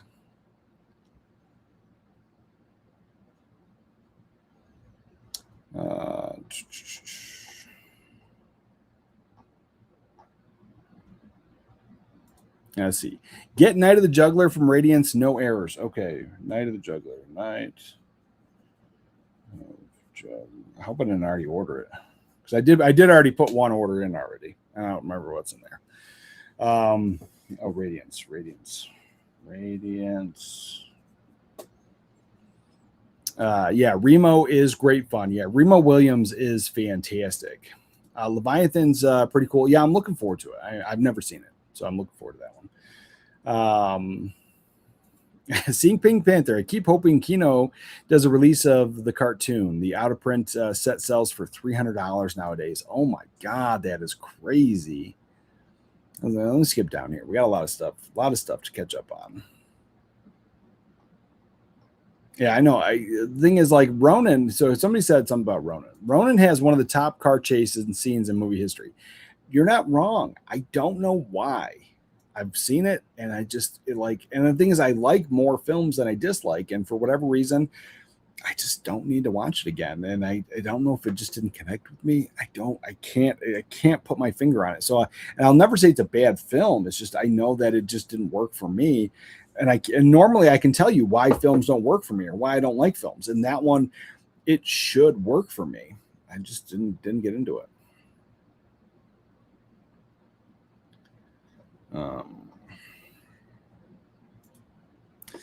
Yeah, I think it's best to have a broad set of taste. I like all kinds. Oh, for sure. for sure. Let's see. And Rafi, do you enjoy or hate Halloween 2007 remake directed by Rob Zombie? I don't. Here's the thing. I saw it once. I saw those Rob Zombie Halloweens once. I don't own them. I left. See, when those Halloween came out, I love Halloween. I have a bunch of them up there. I love Halloween. It's one of my all-time favorite horror films. And so when that came out, I was excited, but I never felt the need to buy them. Like, that was the thing. I watched them. They felt like one and dones. I'm not saying that they're horrible films. I'm not saying I'll never have them, but I've just never I've never felt the need, like I need to rewatch it now kind of things. Or as I'm watching the Halloween movies, I don't feel the need to revisit those. So I think I liked the first remake better than I liked the second remake, but I think the first one has the biggest problem where I hate with modern movie making. It's where we have a villain and then we have to learn all the backstory and why the villain is the villain. And that just kind of takes away from all of that, because now you're humanizing the villain and you then feel bad for him. And, I don't want to feel bad for the villain. And there's times where I root for the bad guy, not always, but there's times where I root for the bad guy. And like some of my favorite heist movies are where the villain gets away. I like those ones. Like, there's just so many good ones, but yeah, like, so it's not even like that. But when we learn about the villain's backstory and we humanize him, I think it takes away from the entire thing, because then you start to hate all of the good guys that are trying to stop the bad guy, because now you feel bad for him because he was just an abused child. That's why I think that's probably why I don't own those films for sure. But I didn't leave hating them. I know I didn't leave hating them. You're not liking a film, but still acknowledging that it's a good film is just one more reason why I look up to your opinions on movies. Oh, I appreciate that, brother. Very humbling, for sure. But that's something I've always tried to do. And when I do my haul videos, I don't like to just go, this is what I bought, this is what I picked up. I try to do like a mini review in those as well, for that same kind of reason, because I think that's silly for me to tell you, these two films and then put them on the same pedestal, because I like a lot of the films. And so, like, for me, I get the same enjoyment out of both of these films, two different spectrums, two different audience for the most part. So Audrey Rose is a horror film with Anthony Hopkins that I think is very underrated, but it's a 70s film, 70s vibe, slow pacing, kind of mystery, kind of horror. And I like this film. And if I don't tell you about it, and I just go, I just bought this and you should get it. Like, these are the things I bought. Like, what is that telling you? So I should tell you about the film. But then in the same token, like, and I think, because I'm talking about these, I'm pretty sure I got these around the same time. Bad News Bears, Breaking Training. This is a sequel to the Bad News Bears movies, which I think arguably the first one is the best. But I like these Bad News Bears movies. And these two films are not the same vibe, but if I'm picking them up and I'm going, oh, I bought this, and who cares? If you don't know what the film is and you don't know why you might like it or you might not like it, then what's the point of talking about it? So I've always had that mentality. So I appreciate the kind words, brother. I do. And so let's get into the Arrow sales, and then I think we might cut it close. I don't know who else is doing a sale. Let's see. Severn's got stuff on sale, Groove and Indicator. I don't know if we need to hit up all those, because I think we talked about the Severn sale last week, but we'll hit up the Arrow sale. Let's see.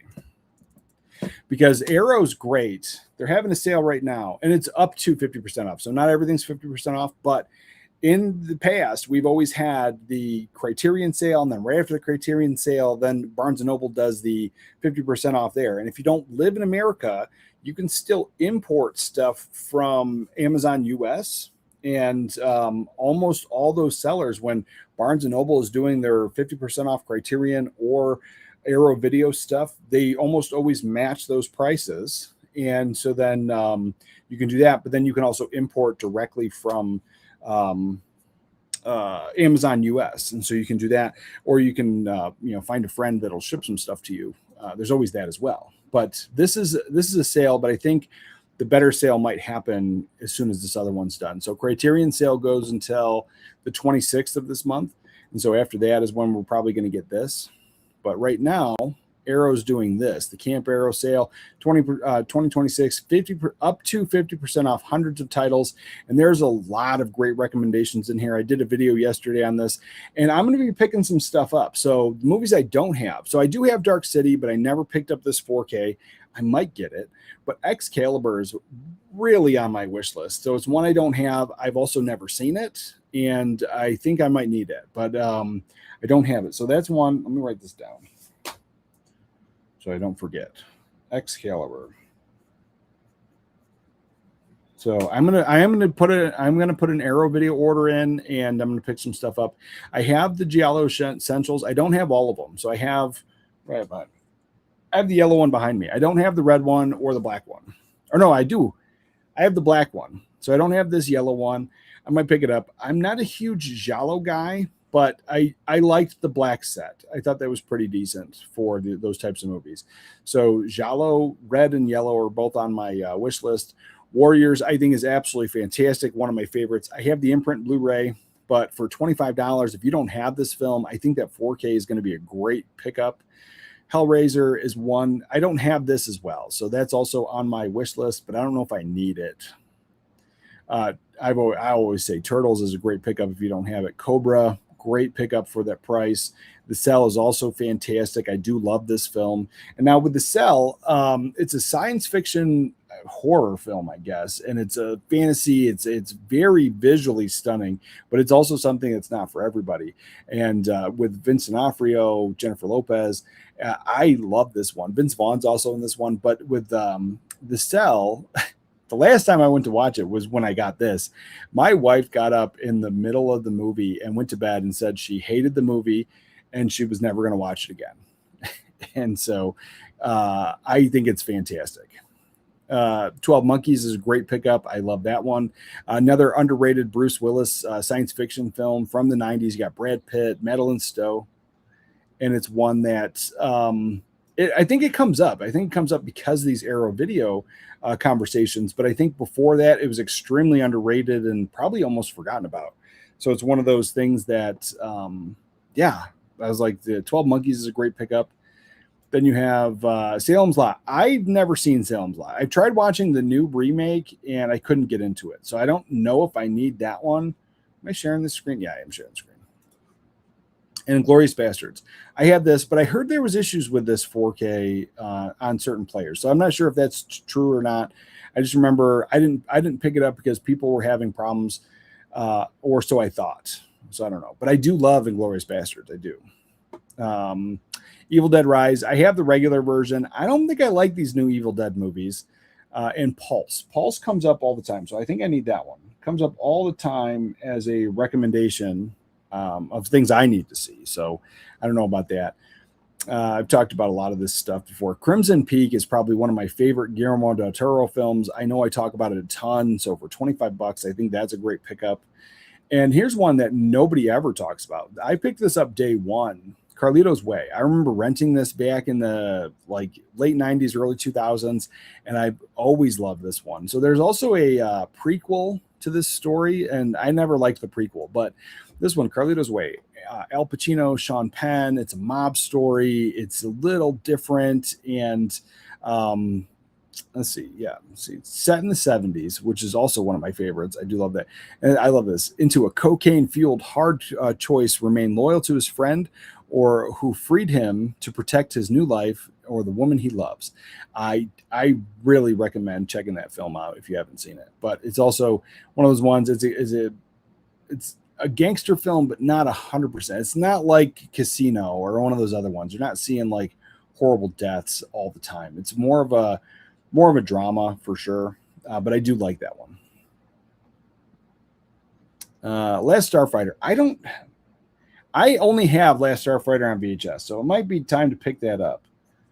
Starfighter.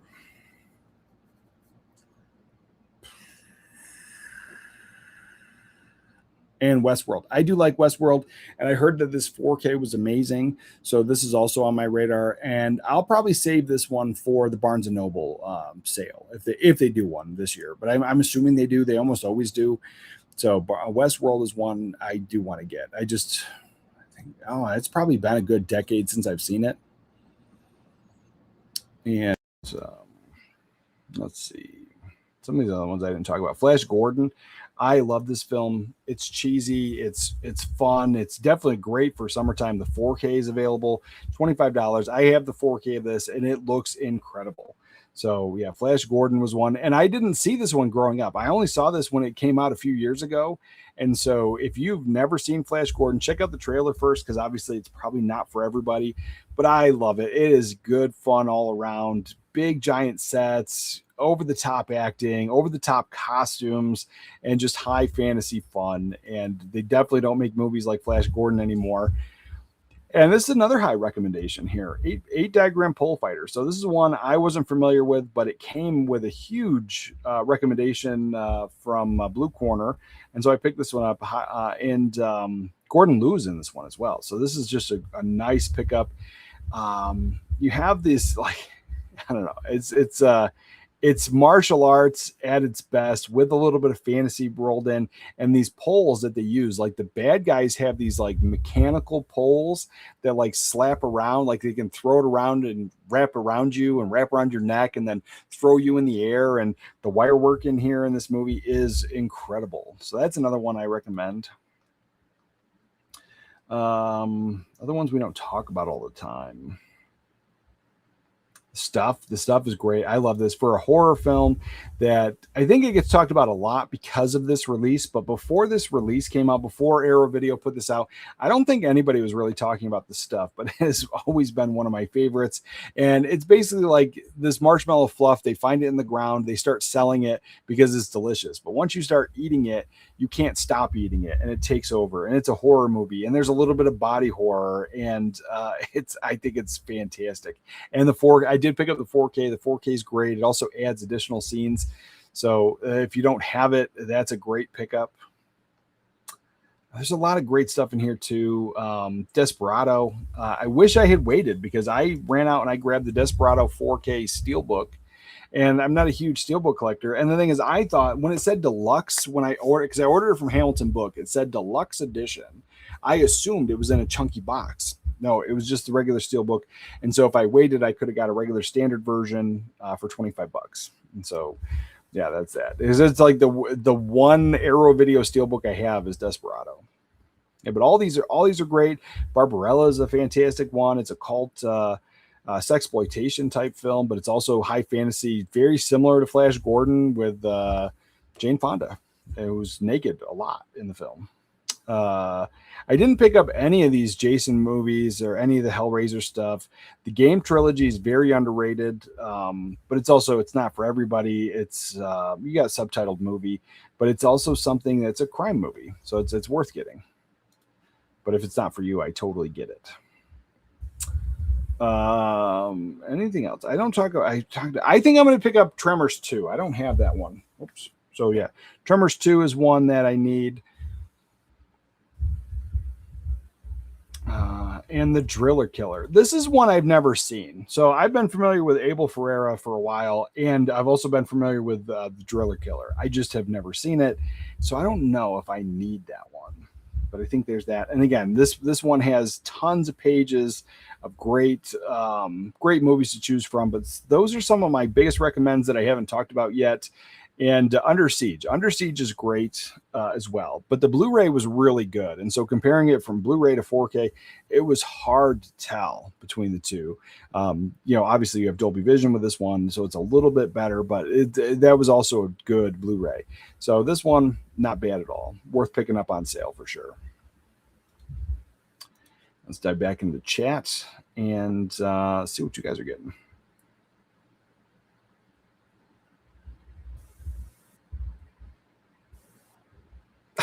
What is this? It's a Rugby. It's a Flash Gordon film. I only did watch was a graphic novel. Yeah, it's fun. It is so fun. Blind by that movie, Raffi. It is so fun. It's from the 70s. It's so good. Big giant sets, over the top, super great. I can't forget about Thai horror film Shudder from 2004, the most scary supernatural mysteries horror film from Thailand. Yeah, I'll have to check it out, buddy.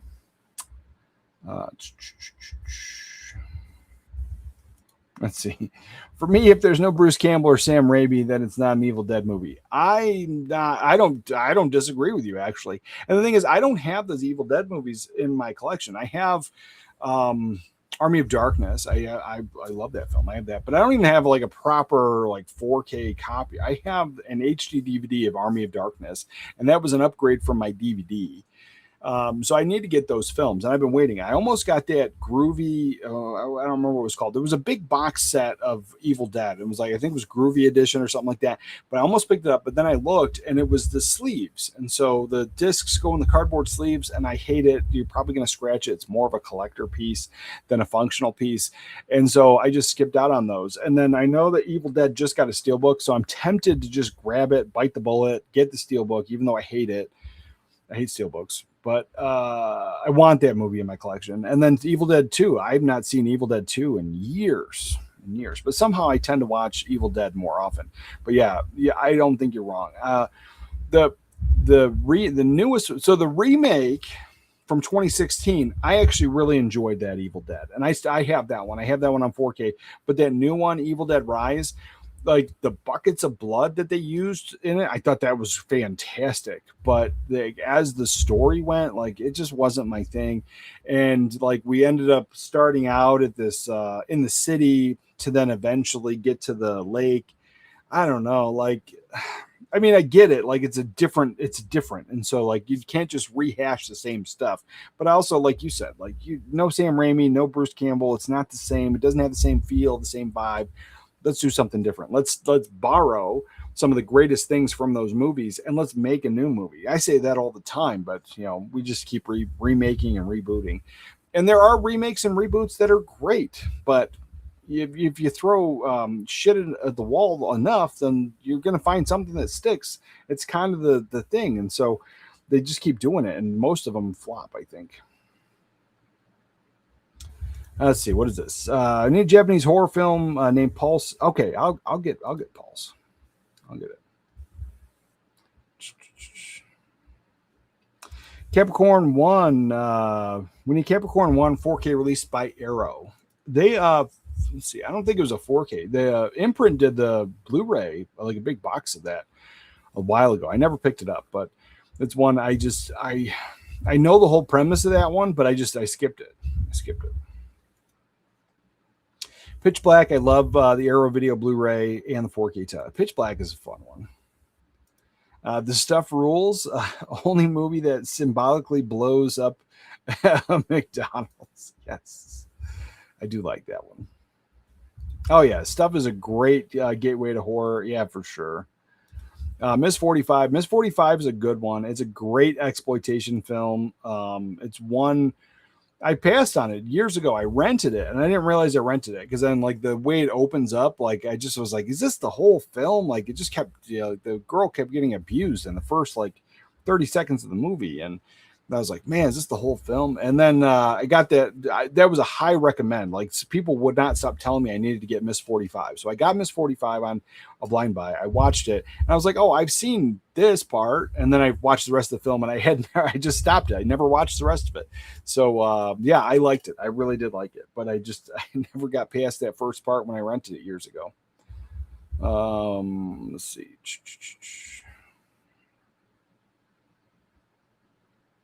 Let's see.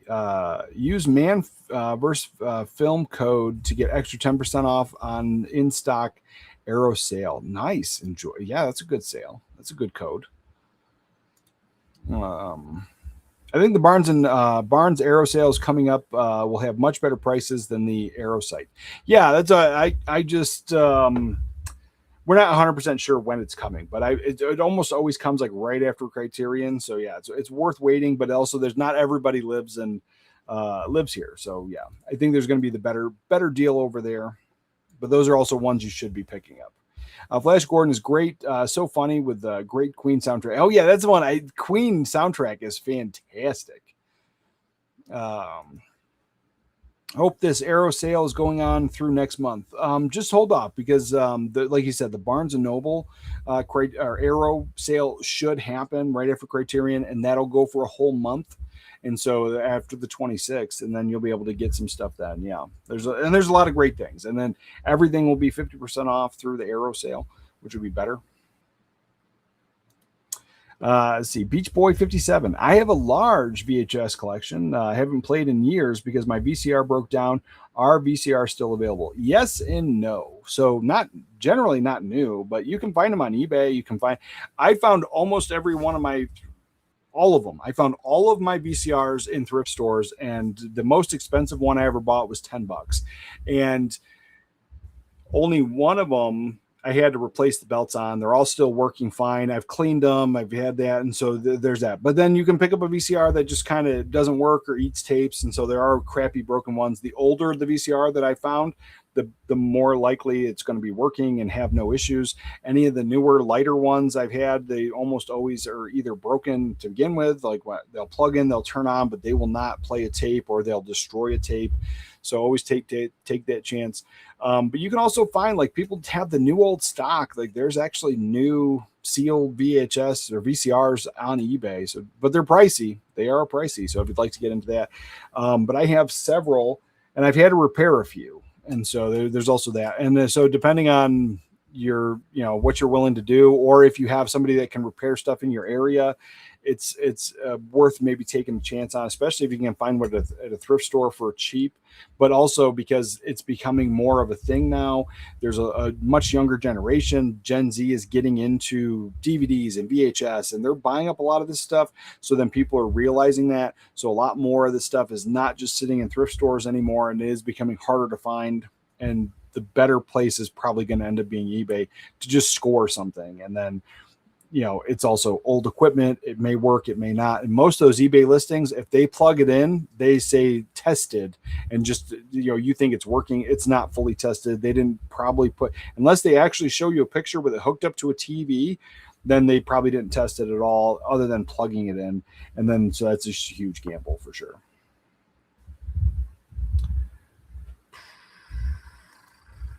I can't shop at Barnes and Noble. Okay. You don't live here? I don't know. I don't know. Barnes and Noble. If not, then Arrow Video is worth getting right through the sale. So it's probably not going to be as good as the 50% off. But Amazon, almost always I'm finding those same sales, because like the sale will end. So the Criterion stuff will end on the 26th through Barnes and Noble. But right now you can get those same Criterion titles through Amazon, and they're the same prices, the same 50% off. They almost all of them, a few of them are going to be more expensive, but just look for the half off sale ones. And then almost always when the Barnes and Noble sale ends, like a week or two after, I can still get those sale prices through Amazon. So that's something you could check out for sure. Yeah, for sure. Find a VCR at Goodwill cheap. Yeah, you can. You definitely can. But more people are buying that stuff up as well. Because anytime I do talk about it, I made an entire VHS buying guide and talking about that stuff. There were several comments of how people were saying that either it doesn't exist, or like Goodwill, they're charging like 30, 40, 50 bucks now. So Arrow sale is live 1st through the 20th, 2026. Nice for sure. So we got Under Siege, and then what was the other one? The other one was, Groove. Yeah, we talked about Severin and Groove. Let's see. I don't think there was anything really on Groove here that was really catching my eye. They run sales often, but they're doing their summer heat sale right now. And let's see, let's add that in. So Summer Ween Heat and Horror 4Ks, 2 for $24. And so there's a lot of stuff here. Two 4Ks for $24 is not a bad deal. But then you also have to check out what you're trying to buy. And so there's sometimes where they'll mix in like really cheap stuff.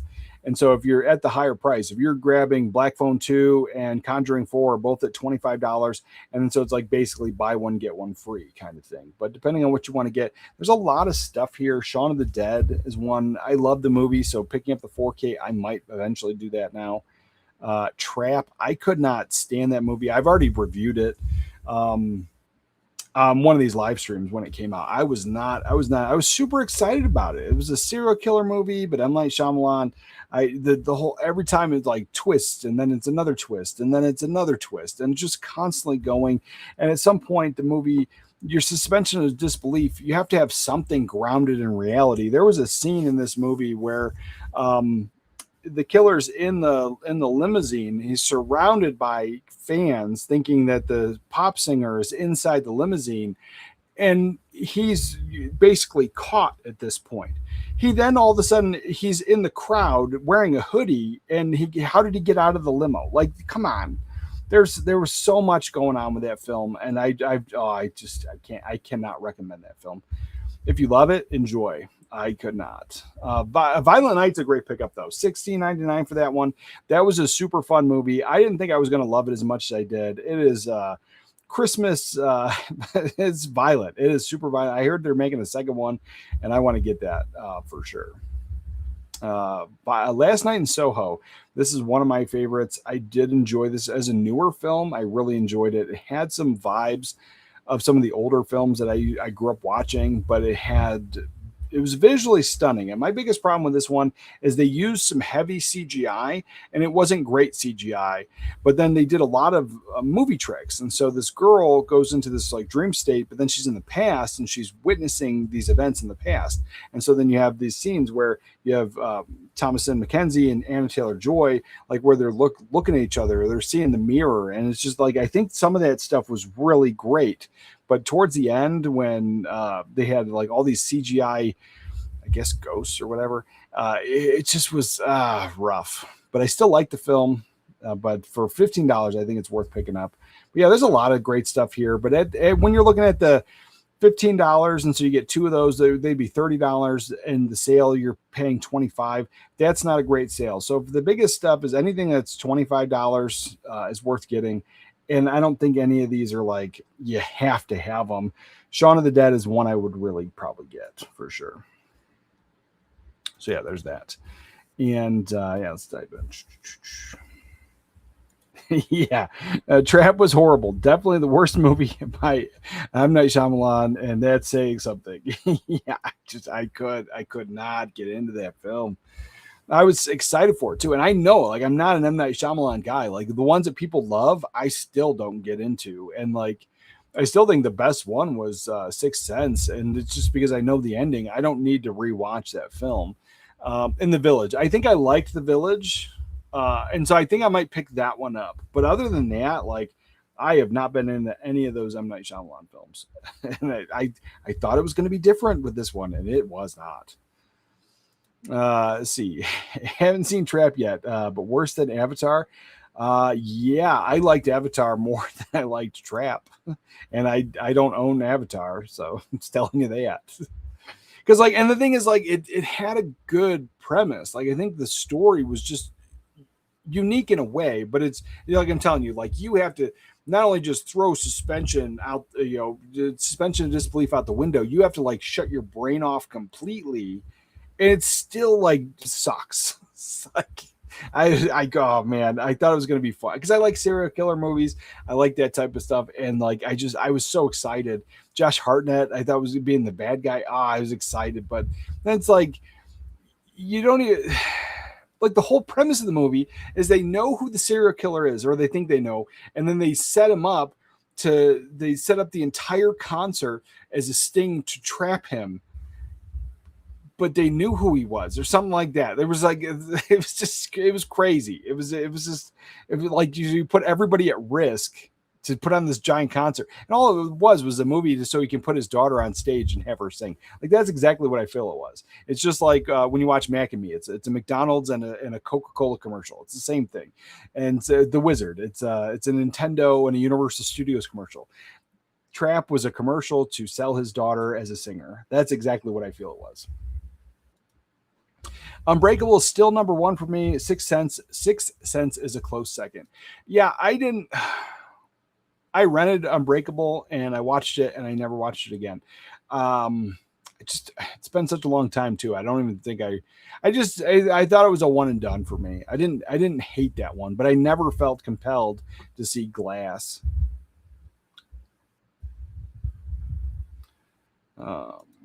Signs, I didn't hate Signs either, but again, I never felt compelled to watch it again. Signs is my favorite Shyamalan film. It's weirdly hokey, but kind of fun. Yeah, like I said, I didn't hate it. I think like with Shyamalan, the better actor you can get, the better the film is going to be. Because like the Bruce Willis ones, great. The Signs, not bad at all. And like all those other ones, I'm just like, yeah. So, but yeah, for sure. Yeah, so I think that's everything I'm picking up there. And then I think we're going to do the giveaway. So we do giveaways once a month. We're going to do the giveaway next week. And tomorrow I'm going to do the Fourth Wall member store. So we have this Fourth Wall member store. And it's where all the merch is. It's where all this stuff is. And so we talk about all this stuff. And a lot of times people ask, well, where did I get the hat or the shirt? It's my merch. I just don't promote it as often or like ever. And until I kind of remember. Let's see.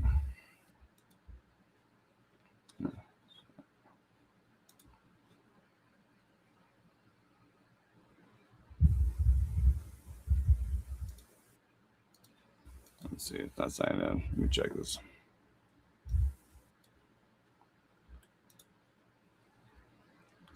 Let's see.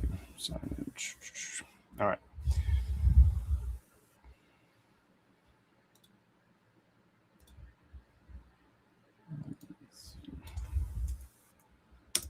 There we go. All right. Let me share this screen here because next week we'll be doing giveaways from here. And then there's also members just like Patreon. And so we're doing the member Zoom call tomorrow. And so all the members are always invited to this. And it's just something we just hang out just like this, not live, talk for about an hour or however long it goes. And so we have all the merch is in the store. And so that's what this is. And so from here next week, we're going to be doing a drawing. And normally I give away coffee mugs, but it's summertime, so we're not going to. Different colors as well. But this hat is the one I'm wearing now. We're going to give that away and all the stuff. We normally give away these coffee mugs. So might do a hat and a coffee mug. I don't know. We're going to do that. I think we're going to give away a hat. But I have all the merch, and that's where it lives. But over here on this Fourth Wall site, it's also where there's memberships just like Patreon. And I do member-only videos over here, posts, and we do all that stuff, do the polls. And then this poll, I have not forgotten about this poll. So I have this. And so that's stuff that I'm working on. And this was the winner. Storage and Collection Organization was the winner for the things that people want to see next or soon. And but then combining it with the same poll over on YouTube, it wasn't the winner. I think it was second. So those things I am still working on, but that's what this is. And then this post here, or this here, we can drop this in the chat. And so this is where all of the stuff is. And then if you want to join memberships, obviously always there, always love that stuff, but all the merch is there as well. But then with that, yeah, so we'll do that there. But then next week, what I wanted to ask you guys while you're here is what one video that you guys want to see next week, something that you're really interested in, because I have been doing a lot more of the obviously the sale content, more of the physical media, more of the collector stuff. But when I do things like recommendation videos, those get people like them. People like that. But then not everybody does. So there's like a smaller audience, but the smaller audience really enjoys it. And so I get that feedback weird from YouTube. YouTube goes, people like this, but they don't like it. So you should think about making something else. And so what I wanted to do this week is if there was some specific video that you guys wanted out of me next week, we can work on that. But I have a lot more stuff that I am focused on as well. So I got a lot of stuff coming in today, and I think pretty much everything that's coming in today, I'm going to be talking about next week for sure. And John Doe Juggalo, the 80s mug is fantastic. I think it is. I enjoy drinking out of the mug for sure.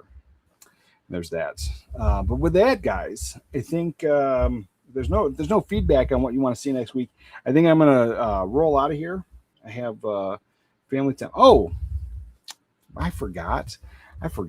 Here's what it is. Here's the problem. I didn't talk about what's coming out this week that I'm stoked for. And it's because this one film here, there wasn't a lot, so it's going to be short.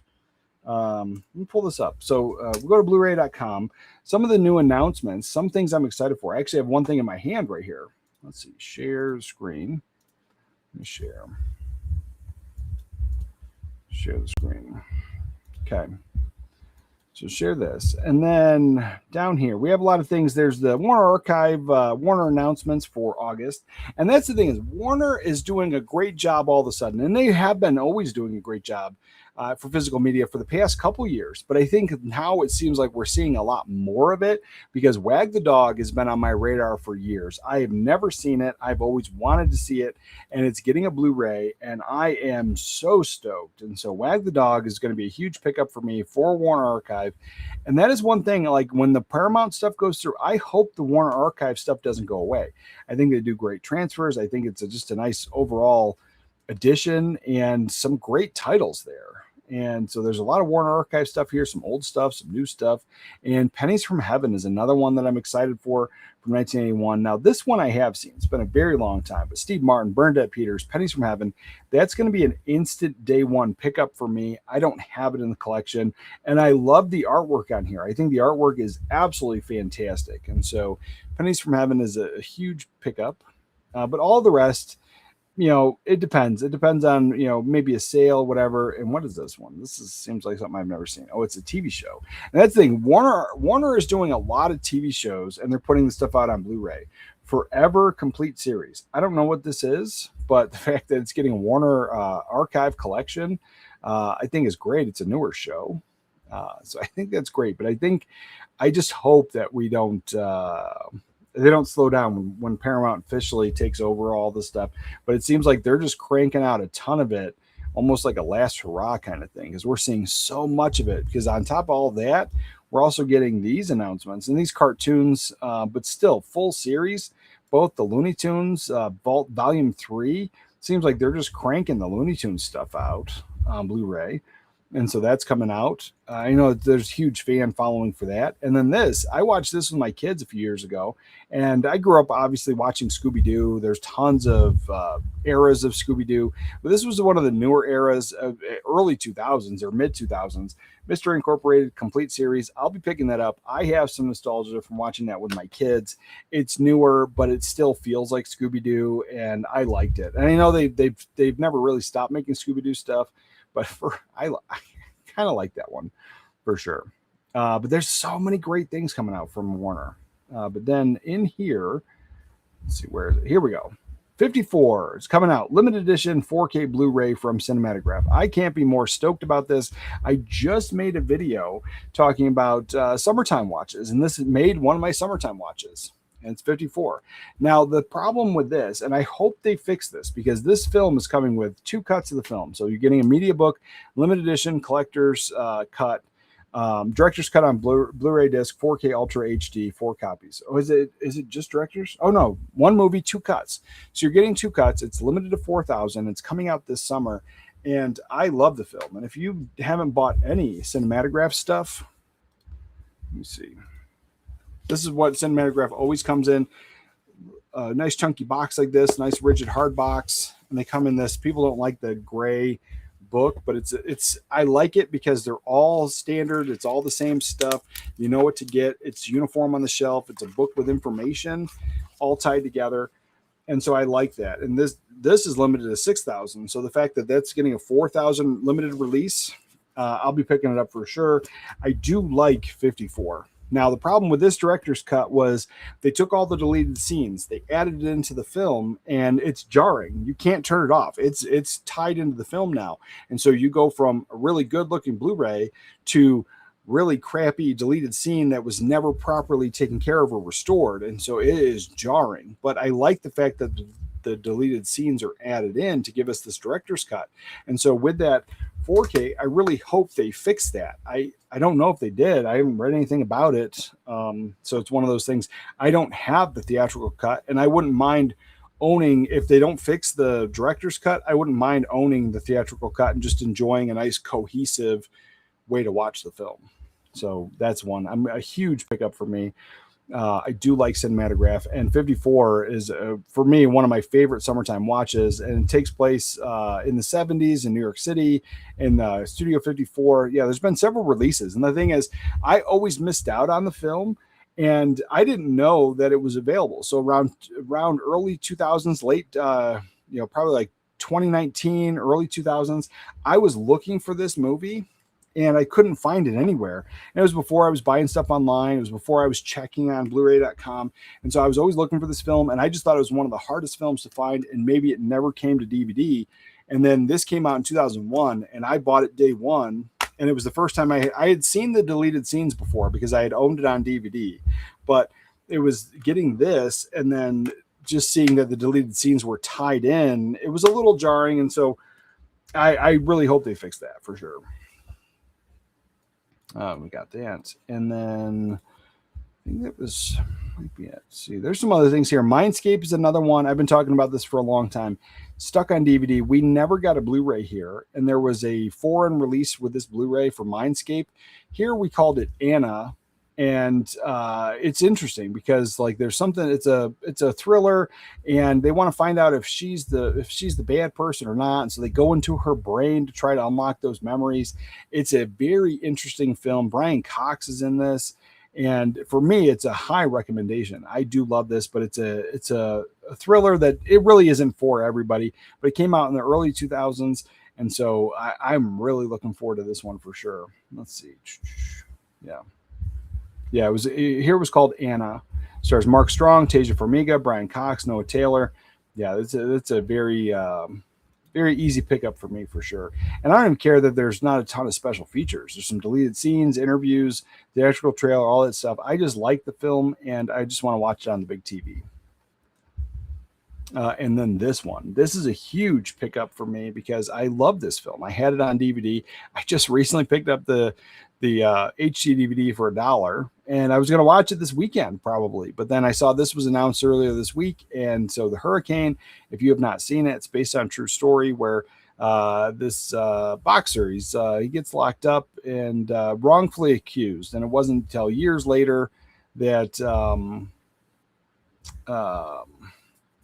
it's this Canadian couple adopts this troubled boy, and this boy finds this book, this biography of Hurricane Carter here, and then they help him get out of jail. I think it's a fantastic story, and so that's a movie I do have to watch again. I haven't seen it in a long time.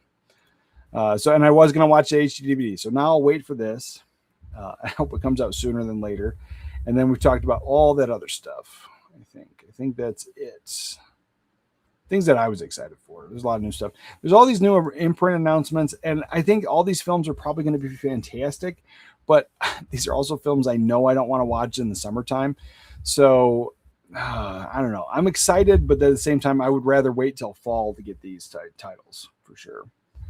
So yeah, imprint's got a lot of new stuff, but it's all the older titles, great films, probably summertime, first time to Blu-ray for a lot of these. New audio commentary. So some of them are probably worth grabbing. Just can't be excited for the summertime. And then this movie, I blind bought it. I already pre-ordered this. I don't know when it's coming out, but Samara Weaving, I will watch anything she's in. It's been constant hit after hit. Everything that I've seen her in, I have really enjoyed. And so this, I had no problem pre-ordering it. It's coming out of Magnolia Pictures in August. And the movie just came out last year. So Caroline is the name of the movie, and it's a romance crime movie, and I kind of like those. And so a young woman joins a charming con man on the run, leaving a trail of crime and passion as they hustle through the southeast in search of her estranged mother. I am all in on this film. It's all the stuff I like. So that was an easy pickup, and one that I pre-ordered. I know I'm going to want to watch that. And other than that, I don't think there's anything that... Oh, the Universal releases. So Universal's been putting out a lot of these films very similar to the Warner Archive, and they've been putting out some things that I've been wanting to get. I haven't picked up any of them yet, though. But this one is one that's been on my radar for years. I have never seen it, but Rock Hudson, Claudine Cardinal in the movie is Blindfold, and this is a romance movie from the 60s. So, I don't know. Dr. Bartholomew Snow, a psychiatrist, is treating a man with emotional problems who it turns out is a brilliant scientist being pursued by different international powers. So, yeah, I'm in. A little spy work, a little espionage, a little romance. It sounds good to me. And then this one. I have Madam X. I don't think I need another version of it. I think it's fine. And the only reason I have this film is because... They shoot the whole front of the Playboy Mansion before it was the Playboy Mansion. They shot the film there, And so I like this film, but that's the only reason I got it. From the 60s, I don't think I need another copy. I don't think I'm going to double dip. I think my Blu-ray is fine. And so, yeah, those are the things that I was like super stoked for. Oh, and this. Oh, we can talk about this. This I am excited for, but with caution. So this movie here is something that people are excited for. Manhunter, one of my favorites. I have it stuck on VHS. I've never upgraded along the way. I know there's Blu-rays. I know there's been every version available you can get, but I've only had it on VHS. And that's the only way I've been watching this film all these years. But this one, Michael Mann is notorious for just doing that revisionist history thing. He like changes some things about his films. And a lot of times people talk about how he changes the color or the way the film looks. And this film had a whole look to it. And so if he changed it, it's going to change how it feels, I think. But with this is called the final cut. And so he did change some stuff, and I can't find a ton of information on it.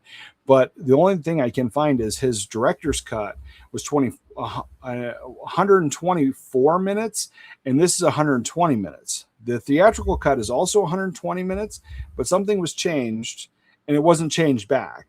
So it's not the original, it's not theatrical cut. This is the final cut. So something was changed, and people are really already talking about how this looks amazing in 4K. And so potentially he could have changed the colors, which also could change how the film feels. So I am excited for this, but I really, I don't know. It's one of those ones where I can't go in like all, super excited about it when they led the information of this with he's changing stuff. And that was not, I think the very first announcement of this was with the very first line was it'll be the master cut or the fire or something along those lines. And so I was just like, I can't get super excited, but I'm a little excited because I do love the film and I don't own it on any other version. And so I will be picking that up. I think that is it. Yeah, that's it. 100% that's it this time for sure. And let's see, dive in.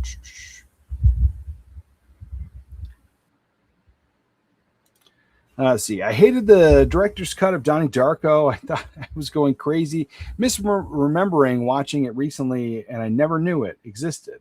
And you won't watch that version again. Yeah, that sucks. I hate when they do that stuff. 4K of Johnny Dangerously. I 100%. That actually, I think that's one of the ones. No, I didn't. I had it on VHS. I had the DVD, but when we moved, I lost some stuff, and so I didn't have it. And then Andy sent that over to me, which was awesome. And so I have it on DVD now again. And it would be a great day one pickup. A Blu-ray of 4K needed. It's a great film. It's very underrated.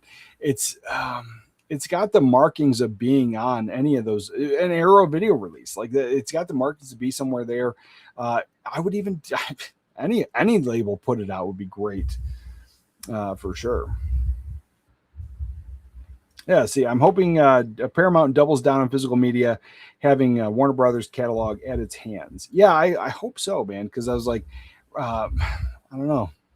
It's like, it's one of those things, like just not knowing is frustrating. You can speculate one way or another and then get something completely different. So I do hope. I hope that they double down. I hope they put more stuff out.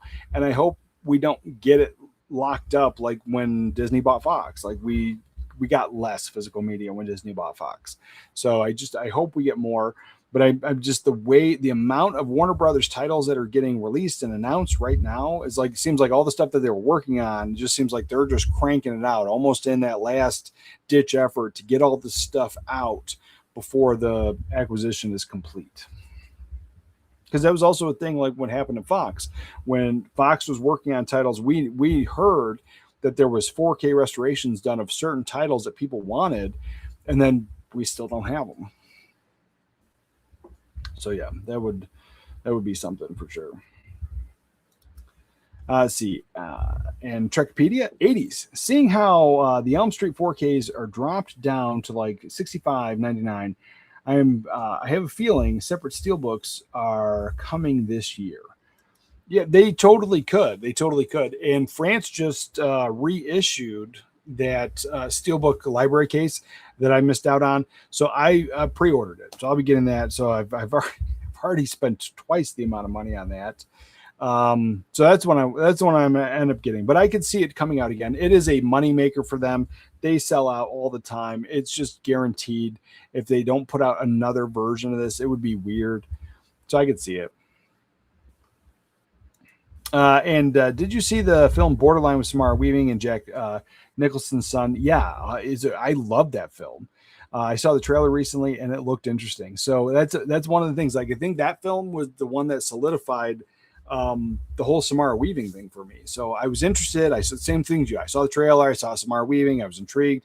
I've liked a lot of her films, and I'm not a huge like new movies are not my thing. And so the like blanket, like every single Samara Weaving film I have seen, I have loved enough to try to track down. Even I got a bootleg of one of the ones that's stuck on Netflix. So I watched that online, and oh my God, did I love it. And as soon as the Blu-ray came out, I got the Blu-ray, and I think it's a great film. It's something that it's a little different. It's not one of those ones, like, don't overpay for it. Don't pay $30-$40 for it. But if it's a good price, I think I picked it up for like $23. If it's that or less, I'd say go ahead and grab it.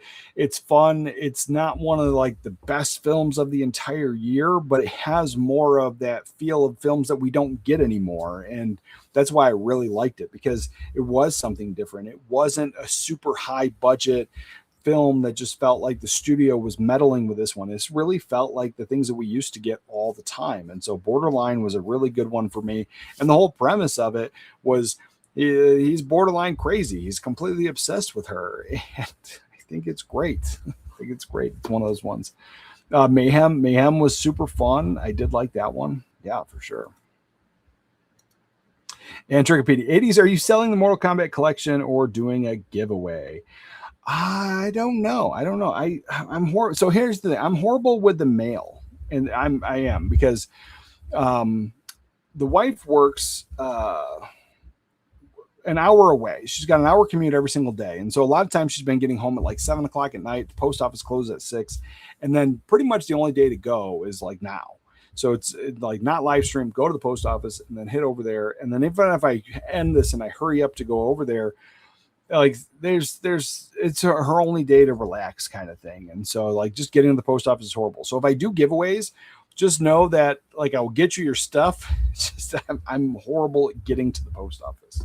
So that's why I try not to do them. When I do giveaways, I do the stuff that I can just give you a link to the Fourth Wall store. You get a shirt, you get a hat, you get a mug, and that just works out because then I don't have to try to get to the post office. And so it's one of those things it's just very difficult for me to get to the post office. But I will if you don't mind waiting a little bit. But I will get you your stuff. As I know, like the last time I did a giveaway, I bought a movie specifically to give away. And then I think I didn't get it out to the mail for like a whole month later. And I felt bad.